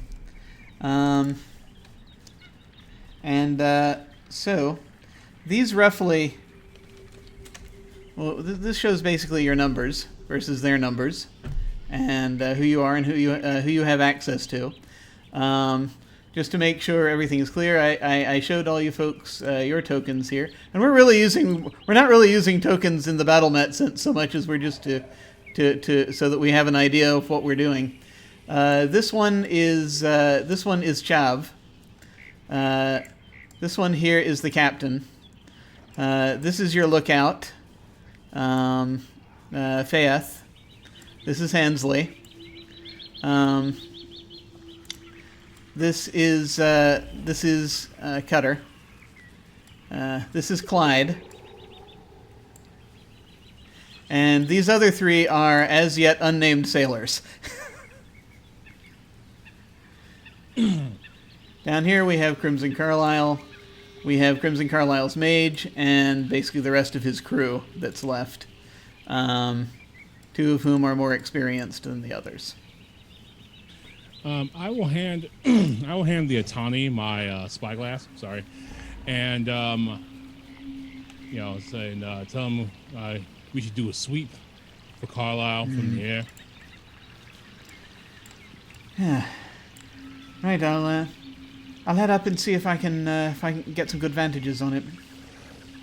Also, as you may have noticed, we have brought someone on board who has been on this island for a while, and perhaps knowing the lay of the land might have some helpful advice.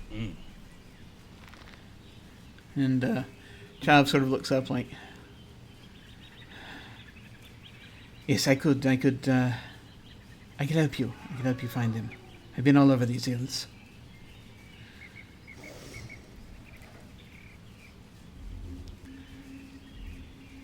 So, yeah. So Faith is going to take off and she's going to do a sweep. Now, just so you're aware, Atani cannot fly so much as they glide, so it's going to be, it's going to take a little time. But is going to try to gain intelligence on where they are. And I'm actually going to do something strange and unprecedented, is I'm going to give someone else control of Faith's character sheet so that you may roll for her.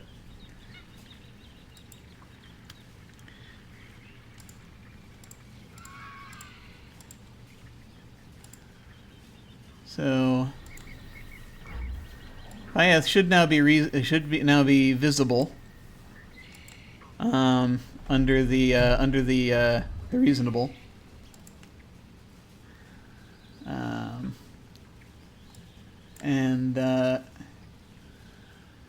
It's going to be someone. So whoever would like to, and Faith is. I actually need to specify. Faith. All of your crewmates are basically extras, for the most part, except for the captain. But you can still make a roll for her. Who would like to do so?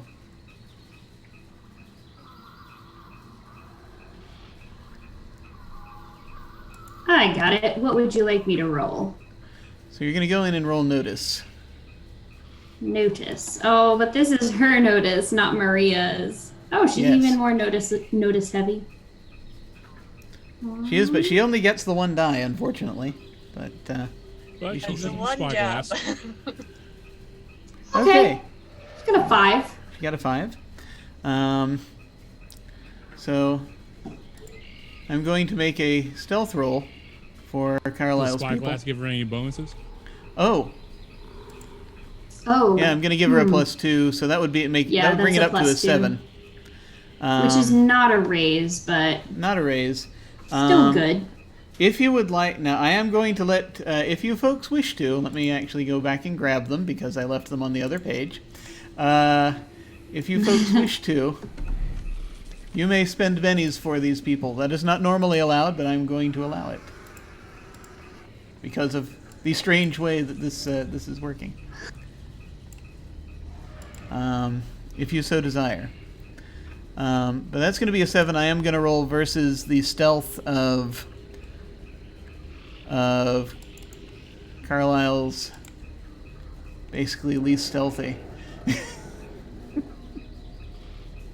I think they all have stealths of D6, but I will double check. Looks Yeah, like they it. do. All right, so I'm just going to do a group roll for them. Carlisle himself might be able to hide, but we'll see. Okay. Because of the bonus for the spyglass, Fyeth is actually going to beat them. And is going to figure out kind of where they are. I'm also going to roll. I'm going to roll notice for Carlisle in particular, just to see how much of the how many things on the island he's able to figure out as this is going, just in case there's anything. Okay. All right. Oh, man. So he's got a lay of the land. But unfortunately, his people are not necessarily able to stay hidden. So that's helpful. So you've got an idea now of where they are, and their position in the foothills, and it looks like they're trying to hole up in a. They're trying to find a defensible position right now, and right now it looks like they're kind of heading for somewhere not far from the shrine.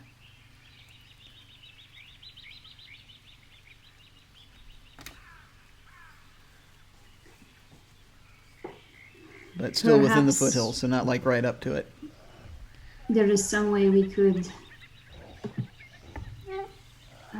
use the terrain to our advantage and get there before they do.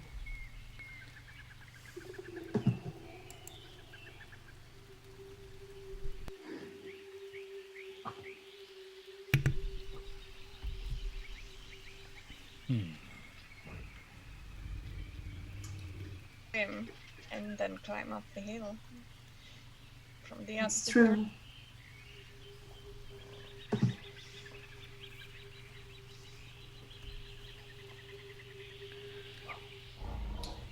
Or some of us could swim and climb up the hill from the opposite direction, and the rest of us can circle from behind and come at them from both sides. That sounds like a much better idea to me.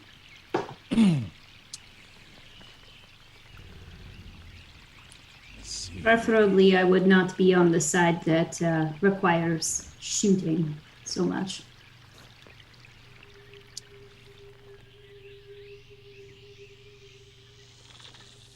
All right.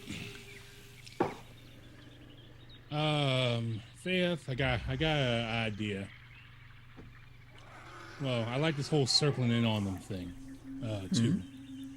Mm-hmm. I'm gonna get the rest of the land and oil out of my cabin. Oh yes. All right. I have I have three flasks of oil left. All right, and how much shot do I have left?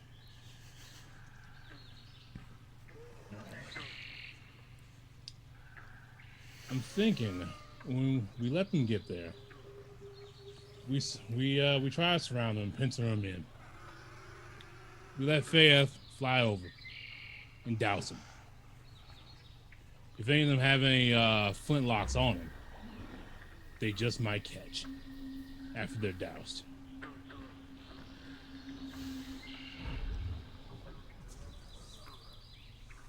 Where do you come up with these ideas? Having to fight in a war and kill people, and then put people back together in that same war. Just that. I could do that. If only we had a Scarillion with us. They are more adept at the pincher maneuvers. Wait a minute. Jim has forgotten to create a character sheet for the... You do have a Skrillion, your quartermaster. I forgot to create a character sheet for him. Excellent. We do! He can help with the pincher maneuvers.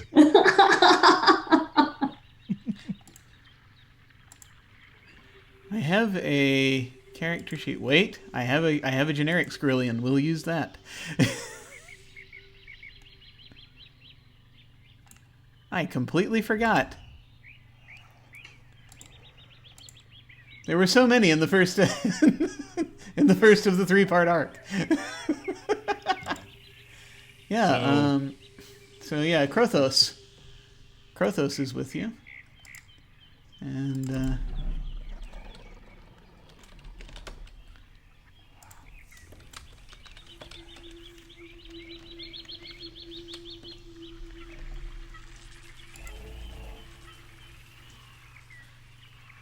Is available. So yeah, the captain approves of this plan, as long as, and so Faith seems willing to do it, and that's the main thing. She does say, we're probably only gonna get one shot at this. Be careful. And she'll nod.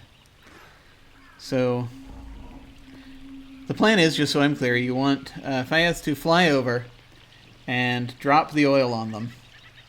Yep. Will it be burning at the time? No, I'm hoping that either they'll decide not to use their ranged options, or if they do, they just might catch. Yeah, because they might shoot at it, and so that okay, that's cool. No, that's it. That's very interesting. Okay, so. Yeah, all right. I think I see how I want to do this then. As far as just mechanically. Sure. So, someone's going to have... so we're going to hand Faith the oil. And someone is going to roll for Faith's an athletics roll, basically, which is throwing. In this case, it's, all right. gliding over and dropping. And we'll see how well that does. Whilst I roll shooting for the pirates that have the ones that have guns. So Faith's athletics. Okay. It's a 7. All right. That's a good roll. Let me see how the pirates do with their shooting. So. We have 3. We have how many? We have 3 of the regular crew. I don't think they have. Do they have pistols? Yeah, of course they do, because it's a pirate ship. Okay.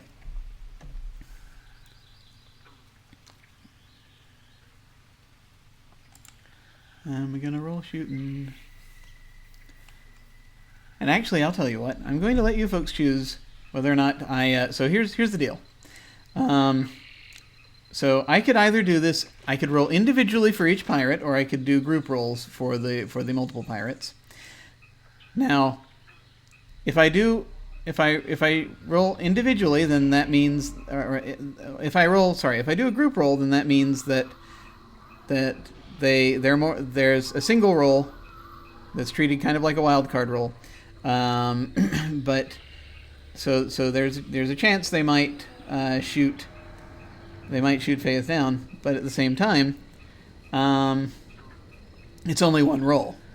Now, if I roll for them individually, that's more shots, but also more chances for them to roll a 1. At which point, they will surely catch fire. Which way would you prefer me to roll?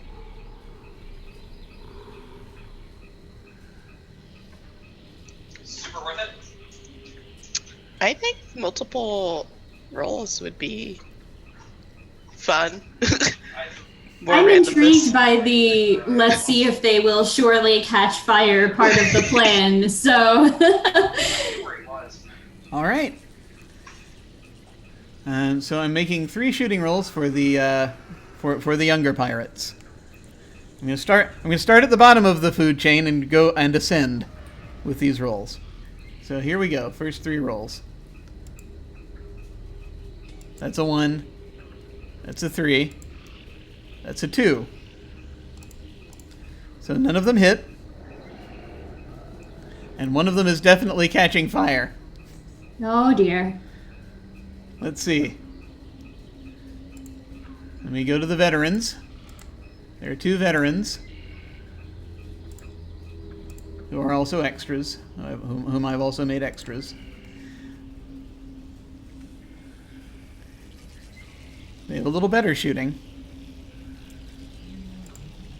That's a 5.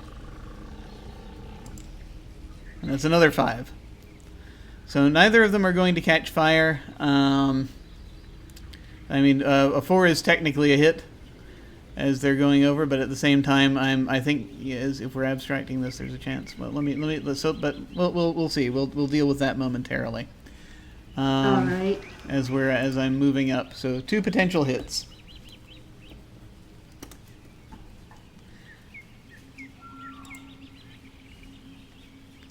We have the mage, who is going to be using Havoc to try to work against, using their Havoc spell to work against Faith as she is flying over. So we'll see what happens here. This mage too, I have made an extra. Okay, that is a that's another potential success. That's actually going to slow Faith down.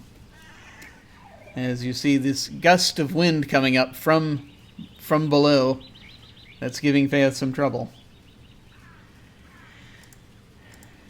And Carlisle gets a shot as well.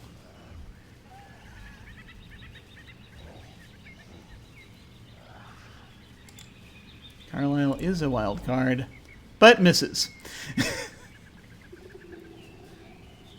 And rolled a 1 on the wild die, not the shooting die. So, I'm going to roll a little bit of damage here for these pistols. As the veterans did manage possibly to hit. Let's find out.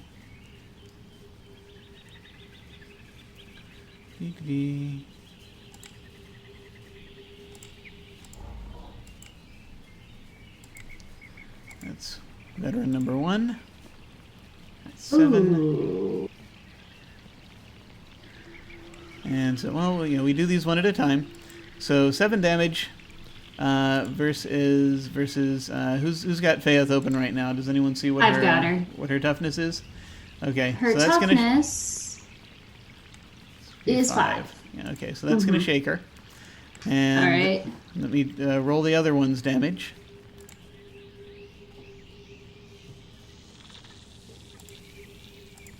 Oh, not good. Okay. Can I ask a quick question here? 11, 12, 13. Mm-hmm. Would this be an okay time? I would spend one of Maria's bunnies to have her soak that damage. Yes, I'm going to let you do that in this case because you're working through somebody else here. Right. But she's an extra, so this is going to take her out. So she would need to basically soak the equivalent of of brain not working. 5, 6, 7, 8, 9, 10, 11, 7, 8, 9, 10, 11, 12, 13. She'd need to get 2 wounds. Maria would she's- or Faith would? Faith is basically you need to roll high enough on Faith's die, on Faith's vigor die Okay. to avoid 2 wounds. All right. So would Yeah. that be a single roll or 2 rolls? So, yeah, the being shaken is there's no soaking being shaken. You can just spend a penny and not be Right. shaken. But the better thing is to wait till the damage and then roll it. So. That's what I want to do. Yeah, Mhm. so you're going to be rolling on Faith's sheet, and basically you're going to be rolling her vigor, and it's Okay. just the 1 die. Fingers crossed, everyone. Oh. Gosh, I really don't want her to. Maria has 1 more Benny. Let's use it to keep our Okay. crewmate alive. Come on. Ooh. Okay. Well, it's 1 success, but unfortunately, that's not enough to knock out both points of damage. Oh So well. you all will see her. You all will see her go down. You're not sure if she is dead. But she has. But they did manage to get her. Now, one of the the thing is, one of them did catch fire. So the question just remains, like, how much does that... and the oil was dropped all over them. So there is a question of, does it spread? This is basically the way that I'm going to treat this. Is you've got you had like 3 things of oil, right? Yeah, that's what I gave her. So she's just kind of Yeah. So Before you make that decision, I would like to use my elemental manipulation, because one of the express things in elemental manipulation air is fan flames. okay, so you want to be sort of up near the lip of it and reaching down to do that? Yeah. Awesome. No, perfect. You had a distraction, so this would be an excellent use of that. Go ahead and make that roll for me. Okay.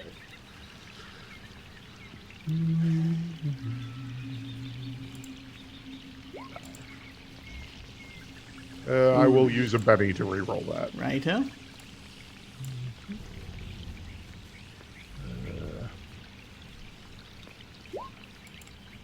Okay, that's a success. So what does it say under fanning flames? It just says it as an effect. It says Okay, gotcha. one of the uses of air is fan a flame.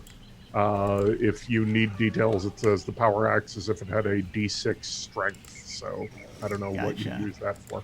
Okay, well, yeah, that's more of a if you're using it to hurl people against things, that kind of thing, throw things around. Okay. And fire. Okay. Very flammable targets catch fire on a 4 to 6. Volatile targets, such as a person soaked in gasoline, catch fire on a 2 to 6. Excellent. So, the question is just going to be how many people catch fire as a result of this one person who definitely caught fire. And so that means we're going to... we have a series of die rolls in which we need to get anything other than a 1. I'm going to assume that as Faith's last act before she went down into the jungle, that she got everyone covered with oil. So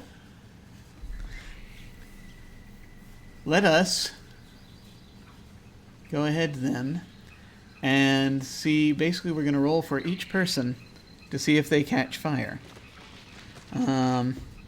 So I'm going to go ahead and I'm going to roll a... we have 1 person merrily burning on fire with oil, and so 10 left.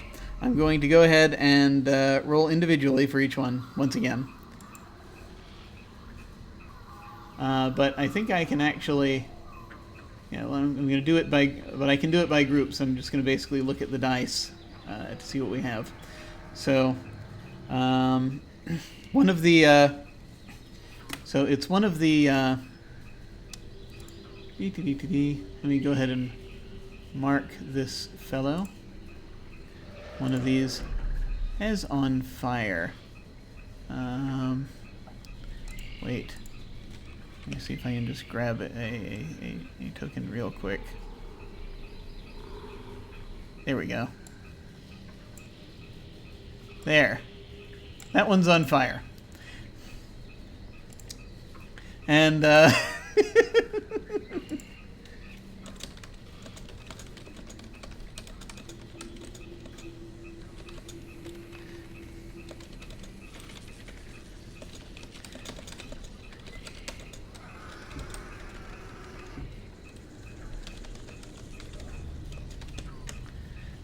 so,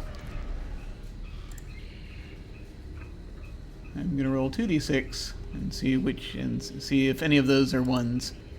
Neither of them are ones. More people on fire.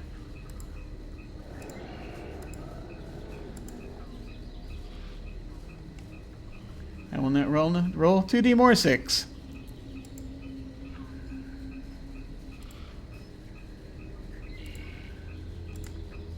More people on fire. I'm rolling to see if the mage catches fire. Yes. And we're rolling to see if Carlisle catches fire. Yes. So, they're now all merrily blazing away. They will now attempt to put the fire out. Does anyone want to do anything before they try to put the fire out? While Carlisle is distracted and flailing, I would like to put that marked bullet in him. Gotcha. Okay. Go ahead then and make a shooting roll, please.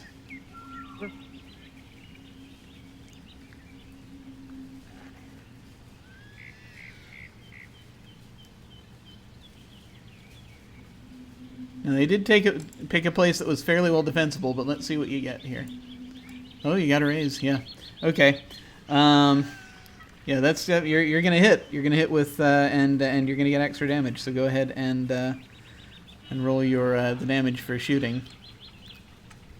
The damage for your rifle.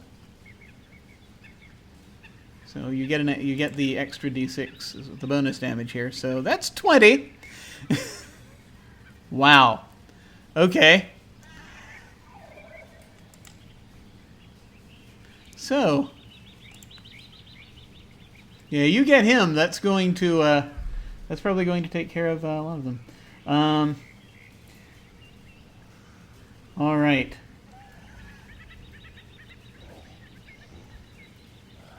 Let me go ahead and check his. I'm doing math. Time to do math. All right. 7, 8, 9, 10, 11, 12, 13, 14, 15, 16, 17. Okay. 18, 19, 20. Okay. That's going to do 3 wounds to him. I'm going to use one of his bennies to see if he can soak. He has 2 of them.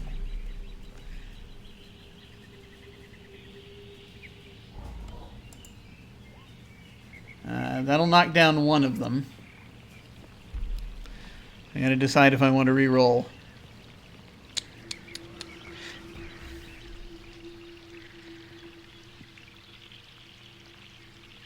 Yeah, no, we're gonna leave him. He's gonna be at a -2 at this point. So you got him. You definitely have hit him. He's not dead yet, but you can see him basically as he's trying to put himself out. He's heading into the underbrush. Does anyone else want to do anything as his men are trying to put themselves out?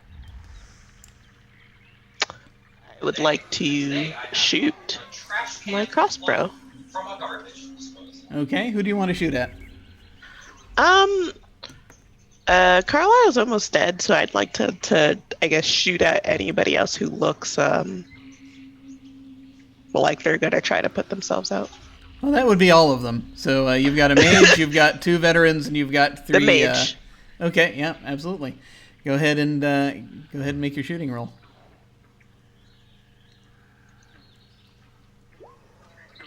Okay, that's a hit. Go ahead and roll damage for me.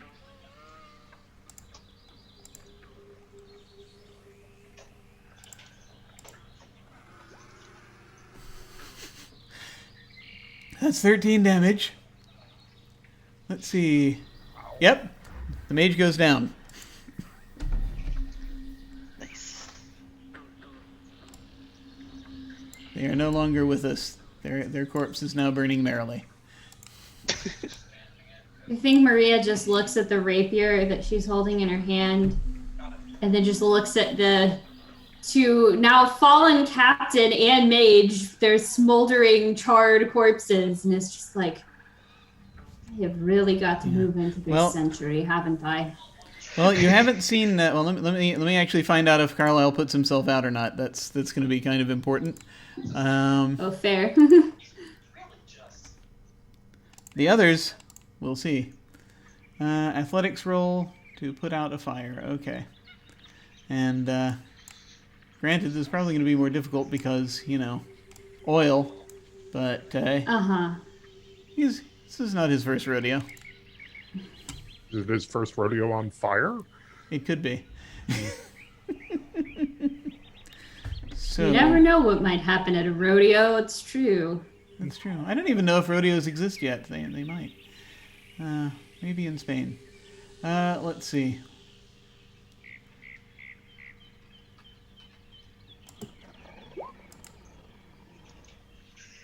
Okay. So, even with a -2, that is still a success.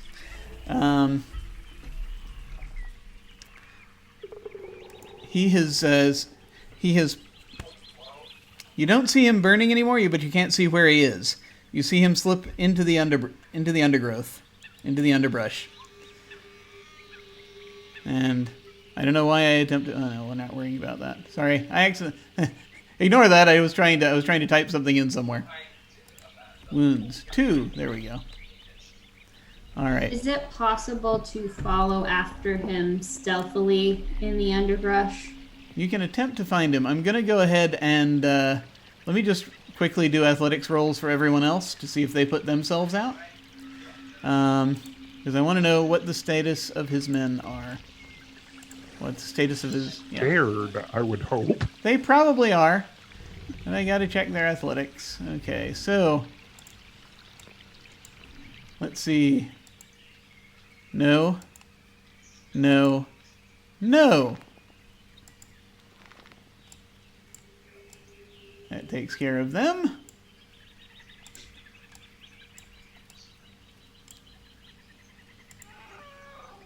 Crouch macro, it made it. All right. The last 2 are trying. So the three young ones are not going to be able to get themselves put out. They are burnt. They are and you see some of them are ceasing to struggle as they are dying horribly. Let's check with the veterans.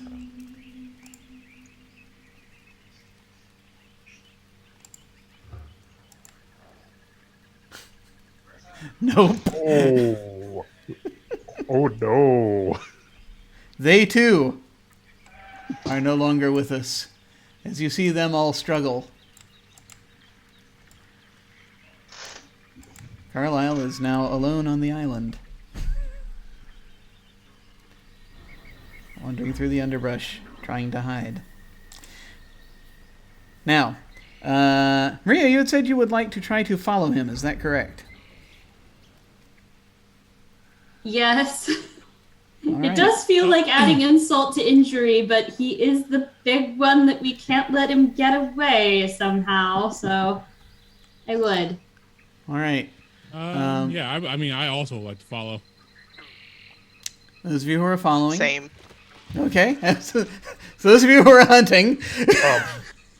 Just before that happens, our lookout, is she dead?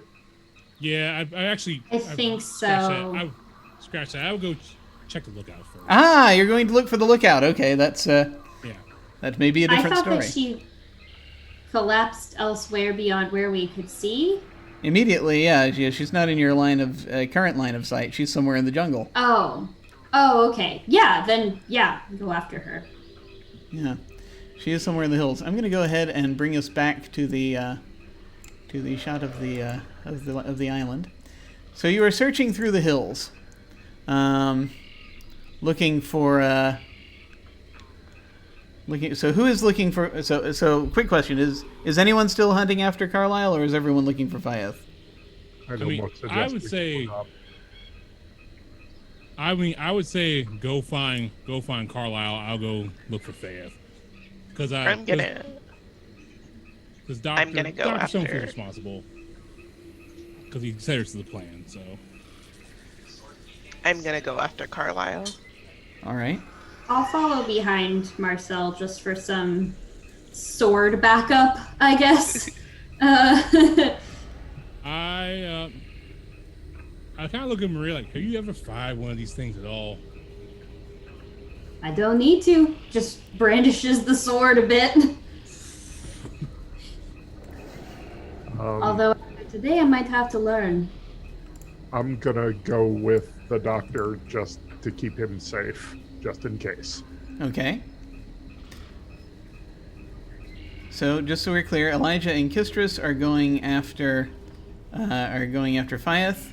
Maria and Marcel are going after Carlisle. What's Perry doing? I believe Perry was circling around from the opposite side to come up from the water. So still probably doing that and trying to look for Carlisle. Excellent. Okay. Get a pincer maneuver. All right. As you're heading through the around through the hills, over hill and dale. All right. We're going to start with the party that is looking for Fyeth, searching for Fyeth. I need the two of you to make notice rolls, please.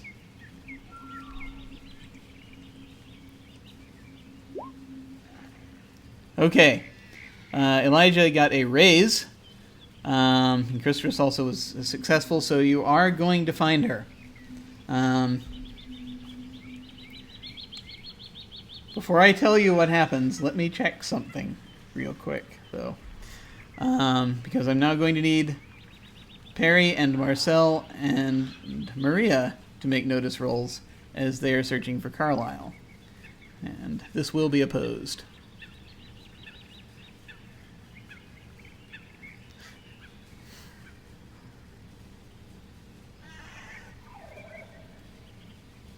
I'm pretty sure I'm out of bennies, too. Yep. Oh, well. Wow. So Marcel and Maria and Perry, go ahead and also roll notice for me. See if you can come in from the other side here. Marcel did pretty good. Let me go ahead and see what Carlisle's roll is.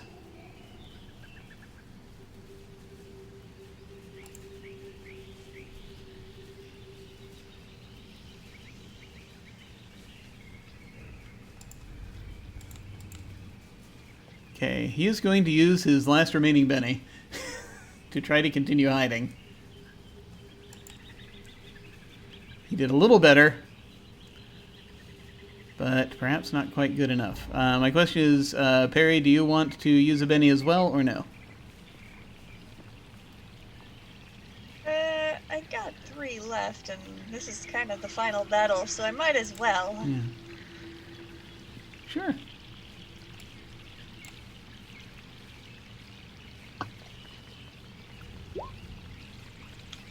Better. All right, yes, you tied him. Can't So. see me either. Yeah. Who sees whom? So I think this is how this is going to play out. So Elijah and Kistris are able to find Fyeth lying in the lying in the sort of in kind of a in an area of the hills. I think that also actually, I think also Chav is coming with the two of you to try to help you, avoid the centipedes and all that. And so you see that she is bleeding and she needs attention. She's been shot twice, and has hit the ground pretty hard. But she's not gone though. You can actually you might be able to you might be able to help her. She got hit through the wing though, so that's going to take a while to heal. But go ahead, Elijah, and make your healing roll for me. Yeah, I kind of rushed to her side. Like, shh, hey, you did real good. Thanks, Doc. Appreciate it. We got those bastards. They're gonna steal anything from us. Oh, yeah, they're gonna go catch Carlisle. He ran the underbrush like a little coward. It's all right. Yeah, it's all right. All right, and you're basically you're getting to her pretty quickly. So actually, you're gonna be able to move her shortly.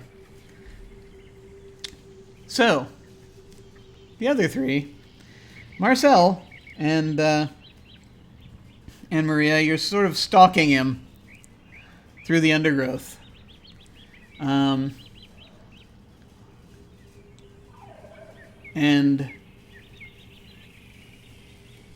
you see that he gets to a point where there are these boulders near what looks like it's probably a drop down into a pit that has something in it. You're not sure, but you hear wildlife,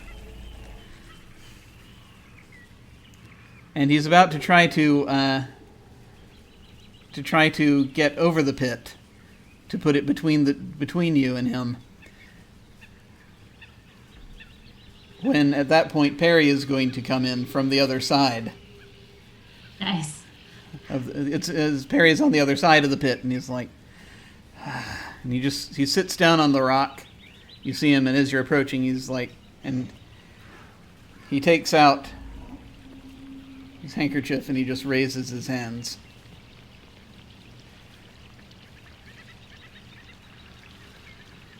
Well then.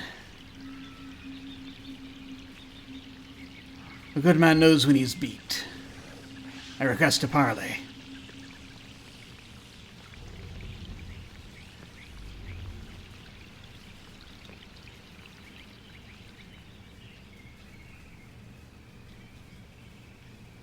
Maria just looks over at Marcel and kind of shrugs. Do we generally take prisoners?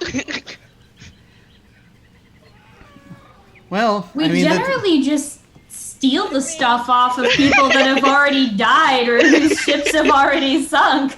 We never got a live one before. Hand it over to the new situation. folks Yeah. at the bay. But All right. I would say let's tie him up and bring him to the captain.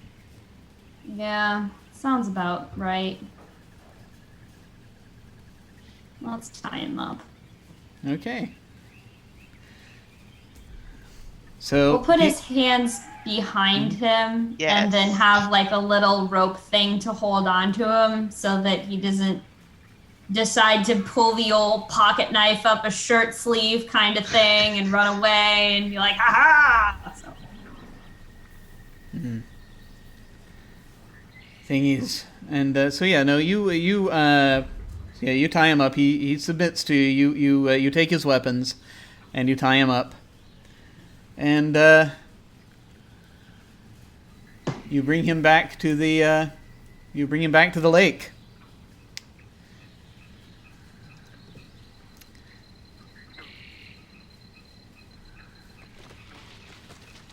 And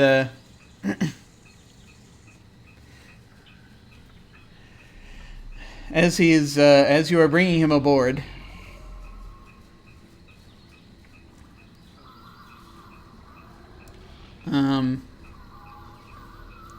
he will turn. He will see. He'll see Moya, who has decided to stand up on like a makeshift crutch that they've put together, and he looks at her, and he says, "Captain, I got to say, you got me fair and square. First time I've ever had such a defeat. Very clever of you folk. But I have an offer for you." And she says, "Oh yeah, well, I don't think I want to hear it right now. Put him in the hold, would you?" With pleasure. Kick. He says, "Whatever you find down there, I know it's going to be too much for this ship to haul out all on its own. How long is it before others find out? You're going to need help. And as it happens, I've got access to a fleet." And Moya says, "Well, I'll take that under consideration. Chain him up down there. We'll see if we can chain him up down there. You keep an eye on him." And she says, pointing to Cook. Right. Do we need to triage him, or is he like gonna not die like down He there? is he could use some medical attention. It is up to you folks to decide if you want to give it to him or not. He's not. The thing that could happen to him right now is to have Doc go down there. Fair enough. That's a good point. I don't know if we want to leave him and our good doctor alone in a room together. Just be like, "So, I heard you're in need of medical attention." No, it's fine. It's fine. I mean, we get back with Faith, and it's like, so where did you get him? He's in the hold. He's trying to offer an alliance, and I figure we better see what we've got to work with down there before we bargain with him, if we bargain with him. Well, he should probably live long enough to even make an offer with his lying-ass tongue. Yeah. I tend to agree. The trouble is, he is popular, and he does have a fleet. And don't know about you folks, but I'm not interested in taking up a life of piracy myself. So it's a thing to consider. I pull out my flintlock. Somebody cover me down there. Don't want him getting any dumb ideas. Yeah. I will go. Too strong aren't him. Excellent. I love it. So yeah, the two of you head down into the hold. And Cutter is already down there watching him. He's manacling him. You see that he has... So he has bandaged himself a little bit, so he's not going to die of his current wounds, but it's up to you to decide if you want to treat him or not. I'll treat him. I don't want him to get, I don't want him to die from something stupid down here. I want him to die for all the right reasons. Okay.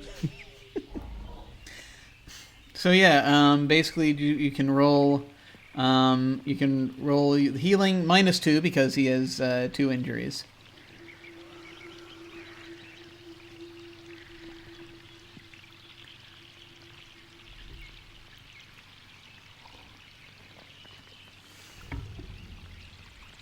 Okay. So that'll heal one of them. Good enough. I think. Well, wait. Did you put that? No, you didn't. Okay. Yeah. So yeah, that'll heal one of them, since that's actually a 6. And yeah. So I mean, and the other one it'll take about like a week or so, for him to. Good enough. Natural healing. And do you try to engage with him at all when you do, or do you just? I just like, so asshole, how you feeling? How you feeling right now? Well, I felt better, but You are a very good shot.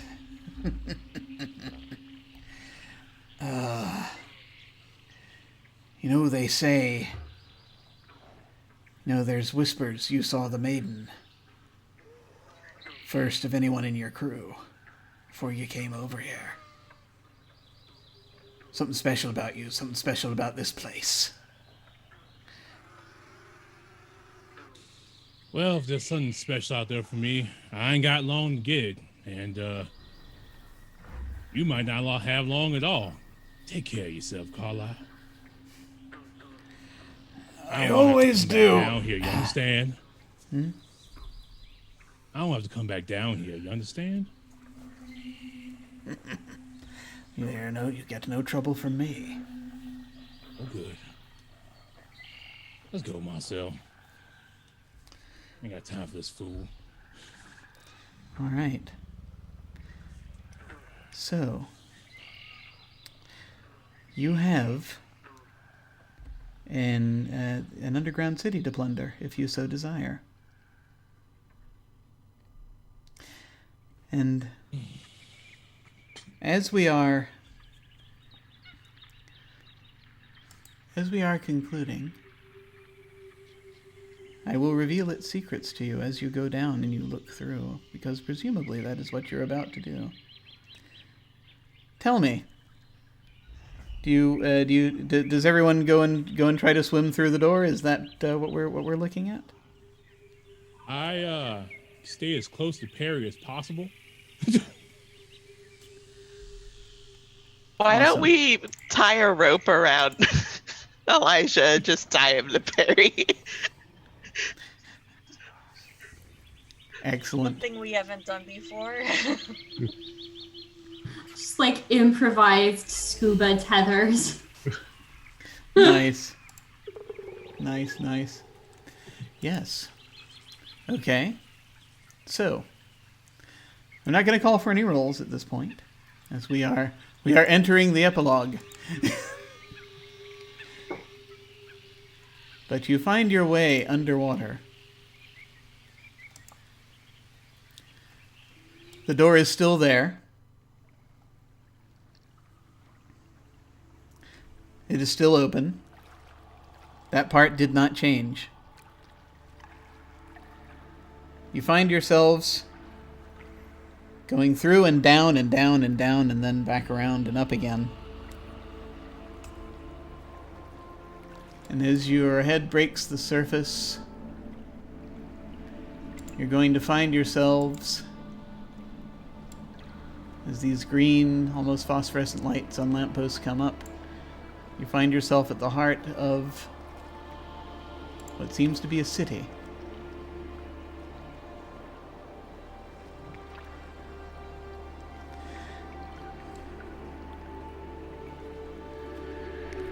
The interior, this area, looks to be something of a harbor, with strange, ironclad boats whose entrance and exit are via a hatch at the top. These two are things of magic, created long ago by the Serluans. There are about like half a dozen of these vessels, shaped roughly like an orca.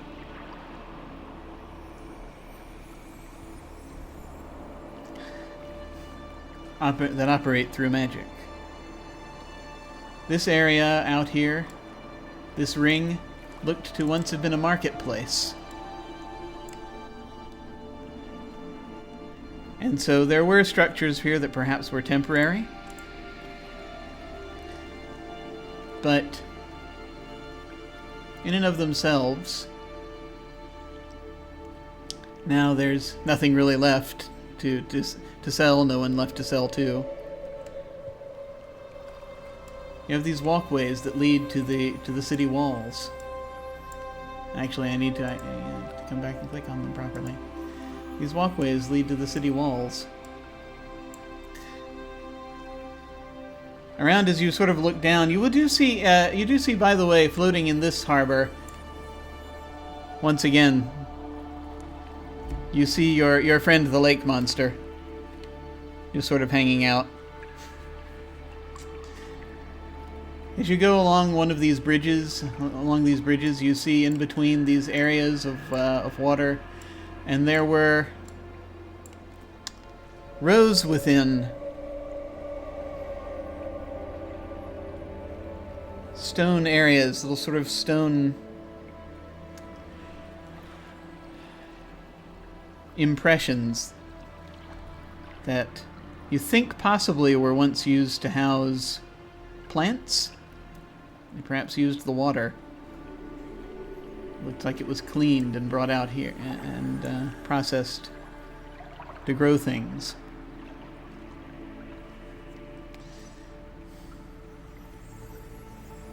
On the outer ring, you find several things.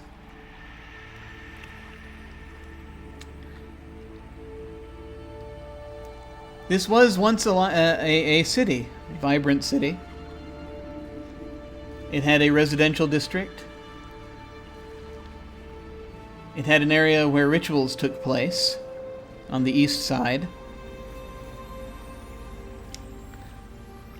where there are places where you find a thing that's not unlike a magical laboratory, an ancient one. It is like perhaps the engine of this place.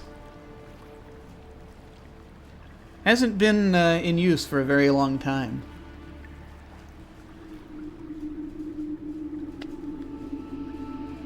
But here also is where they made things, and where they had, they even had, at one time, there's signs they had livestock down here in the industrial area in the northeast. Over to the west, you have an entertainment and an education district. And also a library. With a number of scrolls still remaining, written in an ancient tongue. To the south is the temple district, where you see there are areas, statues dedicated to about a dozen animalistic deities.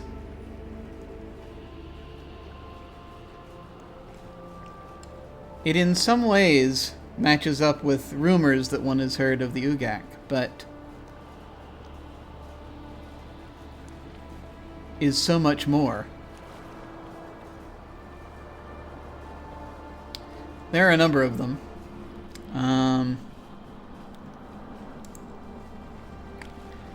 But amongst the temple is amongst the different stations in the temple, sort of you see what looks like statues or carvings dedicated to a large monk ape, a large constrictor snake, a very large shark, a massive spider, a Tyrannosaurus Rex. Then you see more. You see more deities. One that is represented by an octopus, one by a frog, one by what looks like a jaguar, one that looks like a bat. And then you come across one that looks like the lake creature. And then another that looks like a sea lion. And finally, at the very center of this temple is a statue of a turtle.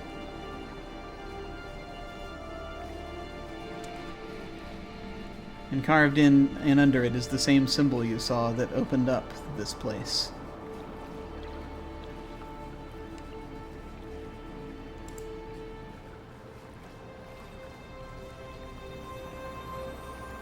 And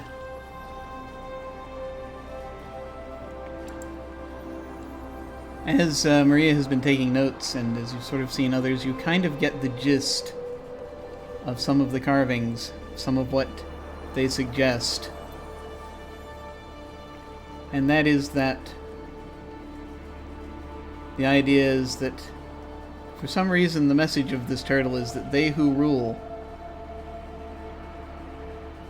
with wisdom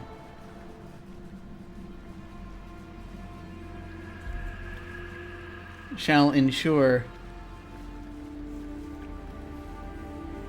their civilization's survival and carry it with them wherever they wish. It's worded a little strangely. Well, it's not really worded so much as you've got carvings, right?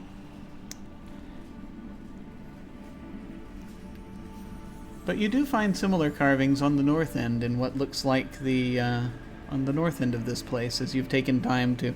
Perhaps it's been days now that you've been down here. Who knows?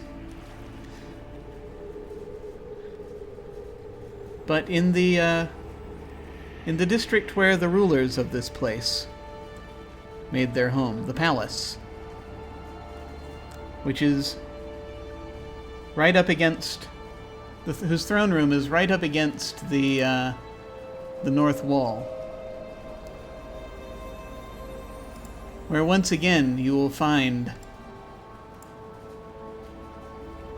these carvings of these deities, as you now know them to be, above the throne.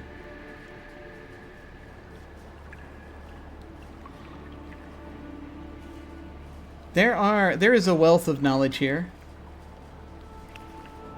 There is also, you find quite a bit that, it's not like finding a bunch of gold coins, but there's quite a bit that could be worth a lot here, many old artifacts.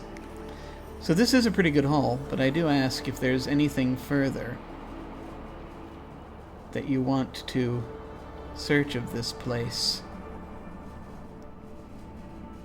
Is there any question that digs at you that you think this place can resolve?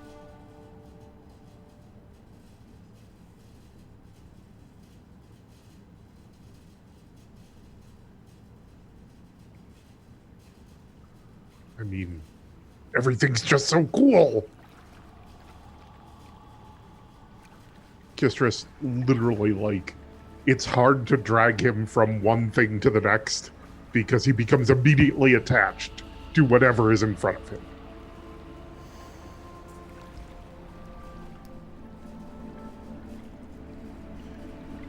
You know, when we said that this was going to be the haul of a lifetime, I hadn't thought about what it would actually mean when I found the place that I'd been looking for so long.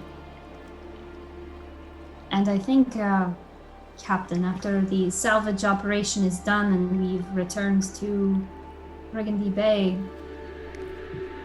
might I ask, with your permission, that I could just stay here and spend time researching and studying this island and figuring out what sort of patterns it moves in and what other secrets it holds. I could find things here to do until, well, certainly the end of my days.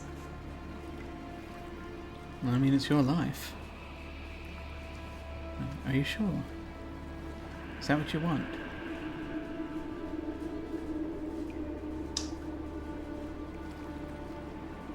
It's what I've felt called to do this entire time. It's what I've been looking for more than anything else, more than any voyage or any other operation. Yes, I would like to stay. Well, what about the rest of you? Do some of you also want to stay? Or do you want to come back with me?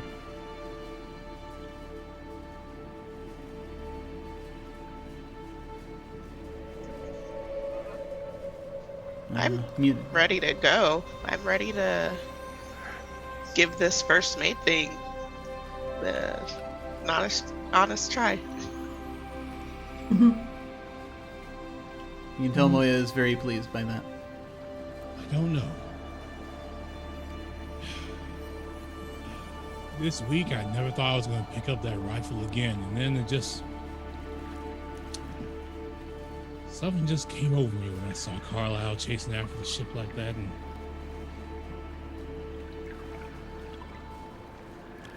Just... guess I'm just shaken by all of it. And all this mess, and it's wonderful. It's good to have seen this, before I,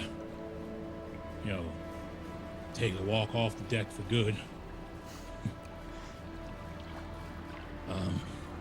Still don't really know why I'm here. Why any of us are here who aren't from here. Guess I'm still looking for that. Maybe. I'll have an answer before we set sail. Yeah.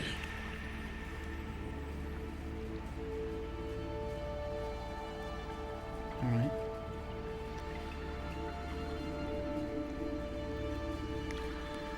What about the rest of you?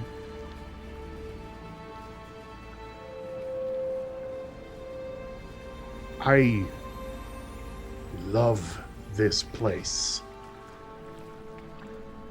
But I know that there are more places. Places I have not seen. Places I have not been. And Kistris kind of looks back towards Maria and says, I want to learn all of this. I want to learn everything that's here, but I want to learn everything that's out there too. I want to come back and hear everything you've learned. And turns to the captain. But there is more out there to see. I must go with you.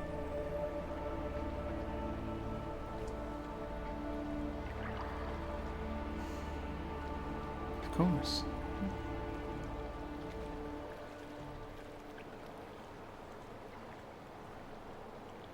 Perry?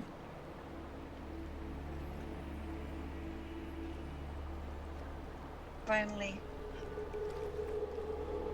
found one of my family. I think Shava's had enough of this island.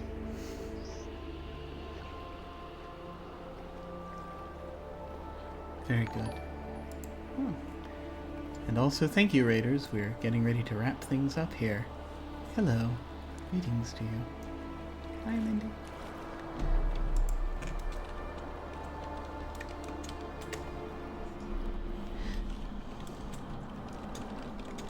So,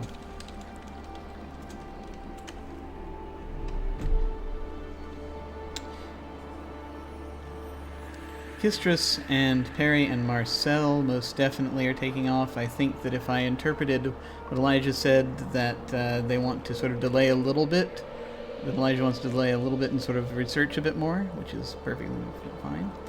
Maria wants to basically dive into this place. So, a couple of things will come to light over time.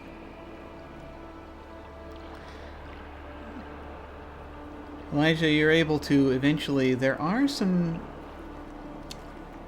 scrolls here that do not talk about the maiden, but according to what Maria is able to figure out, is doing the translation, is according to what you've been able to research and figure out, there are apparently rituals. There are ancient rituals that were shunned by this civilization, but was given over to those they left behind.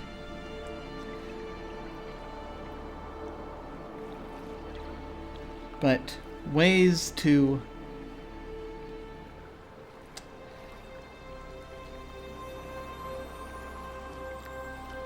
do things to the elements. And apparently Elements cannot be created. They have to come from somewhere. This place was buried under 50 fathoms of water. And the question arises, where did the water come from?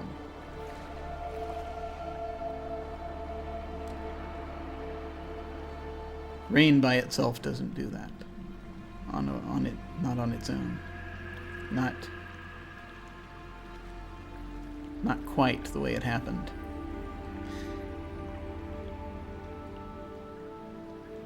There are rituals that open ways. Very powerful rituals. They require a lot. And also, you do find out they had an interesting view of the afterlife. That apparently those who have passed on have the ability to transcend worlds without the need of such rituals. And it will occur to you that perhaps the maiden was one such individual. Perhaps she even wanted you to find this place.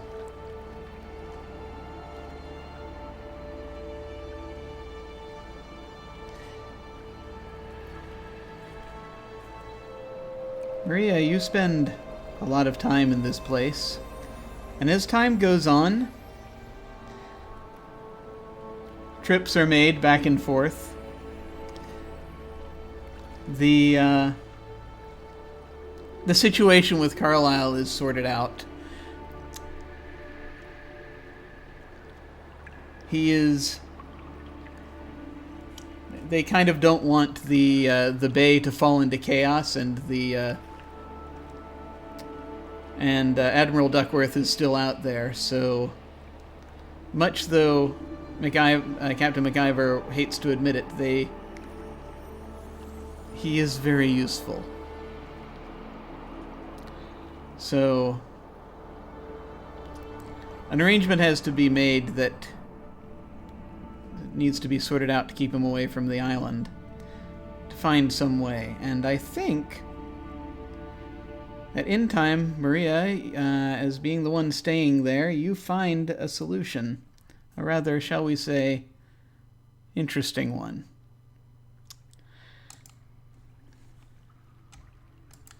I'm going to just sort of guess that you're the type of person who might like to play with the carvings above a throne.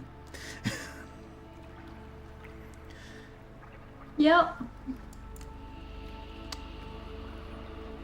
In time, because take enough time somewhere and you figure things out.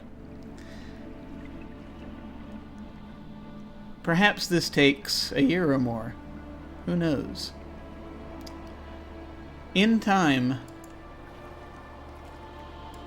after much study, I think you come to understand what this place truly is.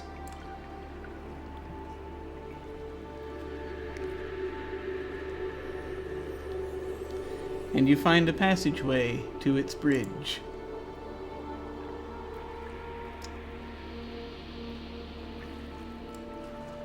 And from that point, well, once you figure out how to work it, you can get this place to go wherever you want.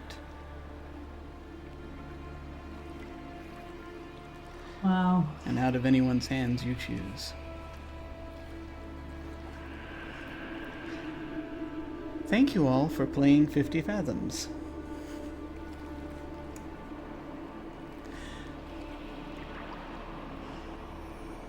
That is where we are going to conclude.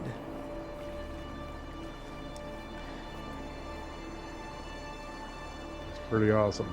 Wow.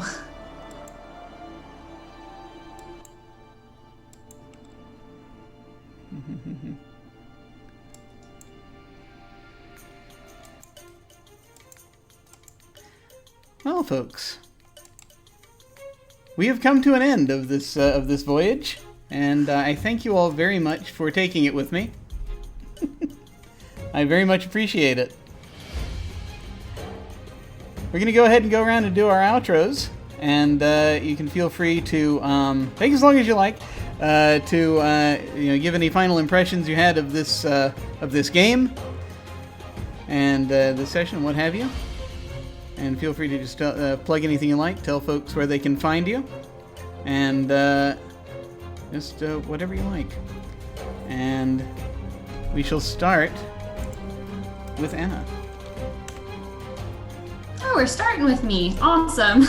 My name is Anna. You can find me on Twitter at Nymeria941 and also on YouTube where I have a channel. I make videos about books and board games and TTRPGs. I think favorite moment from the session today, well, first of all, besides thank yous to Jim and everybody, because this was my first time playing with all of you except for Jim, and it was super awesome, and I just loved what everyone brought to their characters. But my favorite moment for today, I think, was the sort of Marcel Perry combo pincher movement that captured Carlisle there at the very end, just in the nick of time. I don't really have anything currently to promote. There's just stuff that's in the works that I'll be sharing on social media. I guess just remember, register to vote. Primaries are coming up. Mail-in ballots needing to be done way in advance because of the pandemic, and that is very, very important right now. So yeah, make sure you're registered and make sure that you're ready to get the vote out on election day. And that's it for me.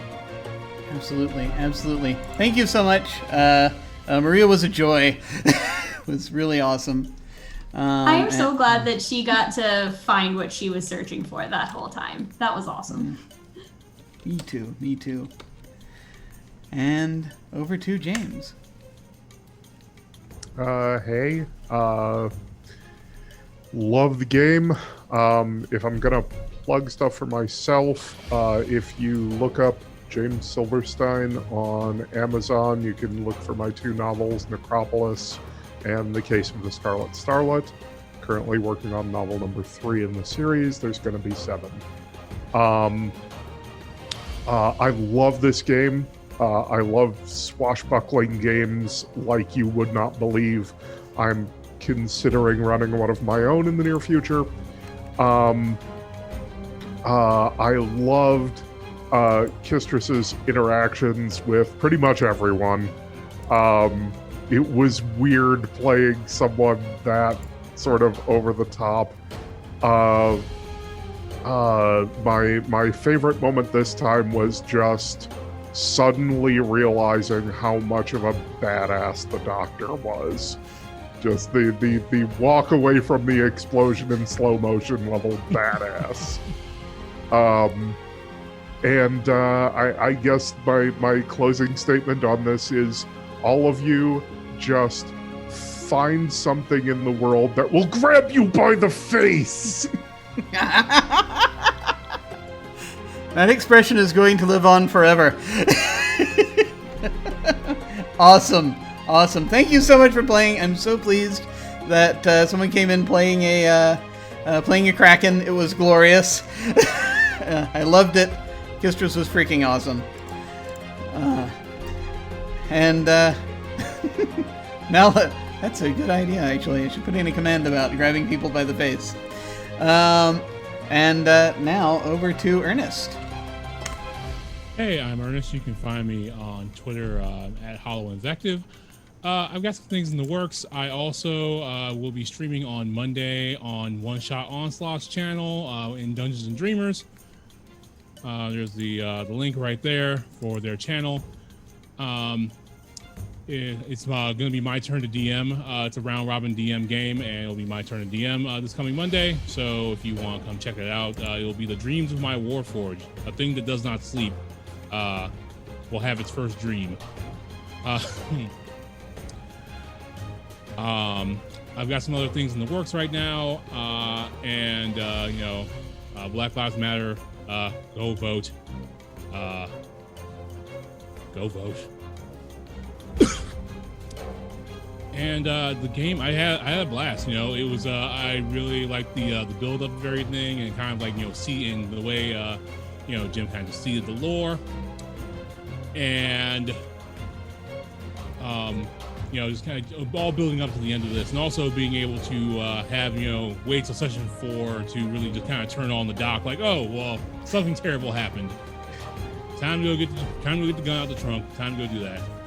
Favorite moments in the game, though, was just all the interactions with Kistress and Maria, just kind of like, just interacting. And also, like, Perry and Marcel being these quiet storms of just, like, they come in, they do a thing, they're kind of done, they're out. Great.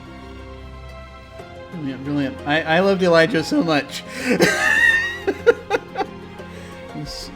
So good, and incredibly badass. So thank you so much for playing. This was an absolute delight having him on. And now over to Jenn. Hi, I'm Jenn. You can find me on Twitter at Student Duchess, which is my box. I don't have anything to promote. Just like, if you're gonna mail in your ballot, mail it in 2 weeks early just to make sure it gets there on time and so it's counted. All of this has been really fun. It's the first time I've played in a campaign in a while, and it's the first time I've ever played in an online campaign. So that was all a lot to learn. I loved everyone's interactions. I loved the accents and the character cosplays. Today's session, I I like the firebombing. Was not expecting that. Yeah, it was all really fun. Awesome, very cool. Yeah, no, Marcel was glorious. I do love how they just stepped up and wanted to jump in and actually protect everybody. It was great. I love the way you play the character. Absolutely could not tell this was your first time. Thank you so much for joining us for this. Very cool. You are most welcome in any future endeavors. And finally, over to Alyssa. Hey everybody, thanks for watching, and thank you all for playing. I had a lot of fun with this. My name is Alyssa. You can find me at Origami Shuriken on Twitter and occasionally on Twitch. As for favorite moments, A, the Doctor is a badass, and B, I also really enjoyed the sort of callback between the Doctor and Kistress about what is between here and the thing we're trying to get to. Adventure! But yeah, when I am not swashbuckling on sailing ships, you can find me running our Dark Matter campaign here on Sundays, and we have a little bit of swashbuckling in space. And next week we have a special guest, so be sure to tune in. I'm so excited. I am unreasonably excited for that. But thank you so much for coming and playing this. Perry was awesome. Also, just I enjoy a good Doreen. And it was really neat to see that in action. Just basically getting into these places. Actually, it's the reason why you were able to actually find the city in the first place. So that was great. That was a wondrous accomplishment. Okay.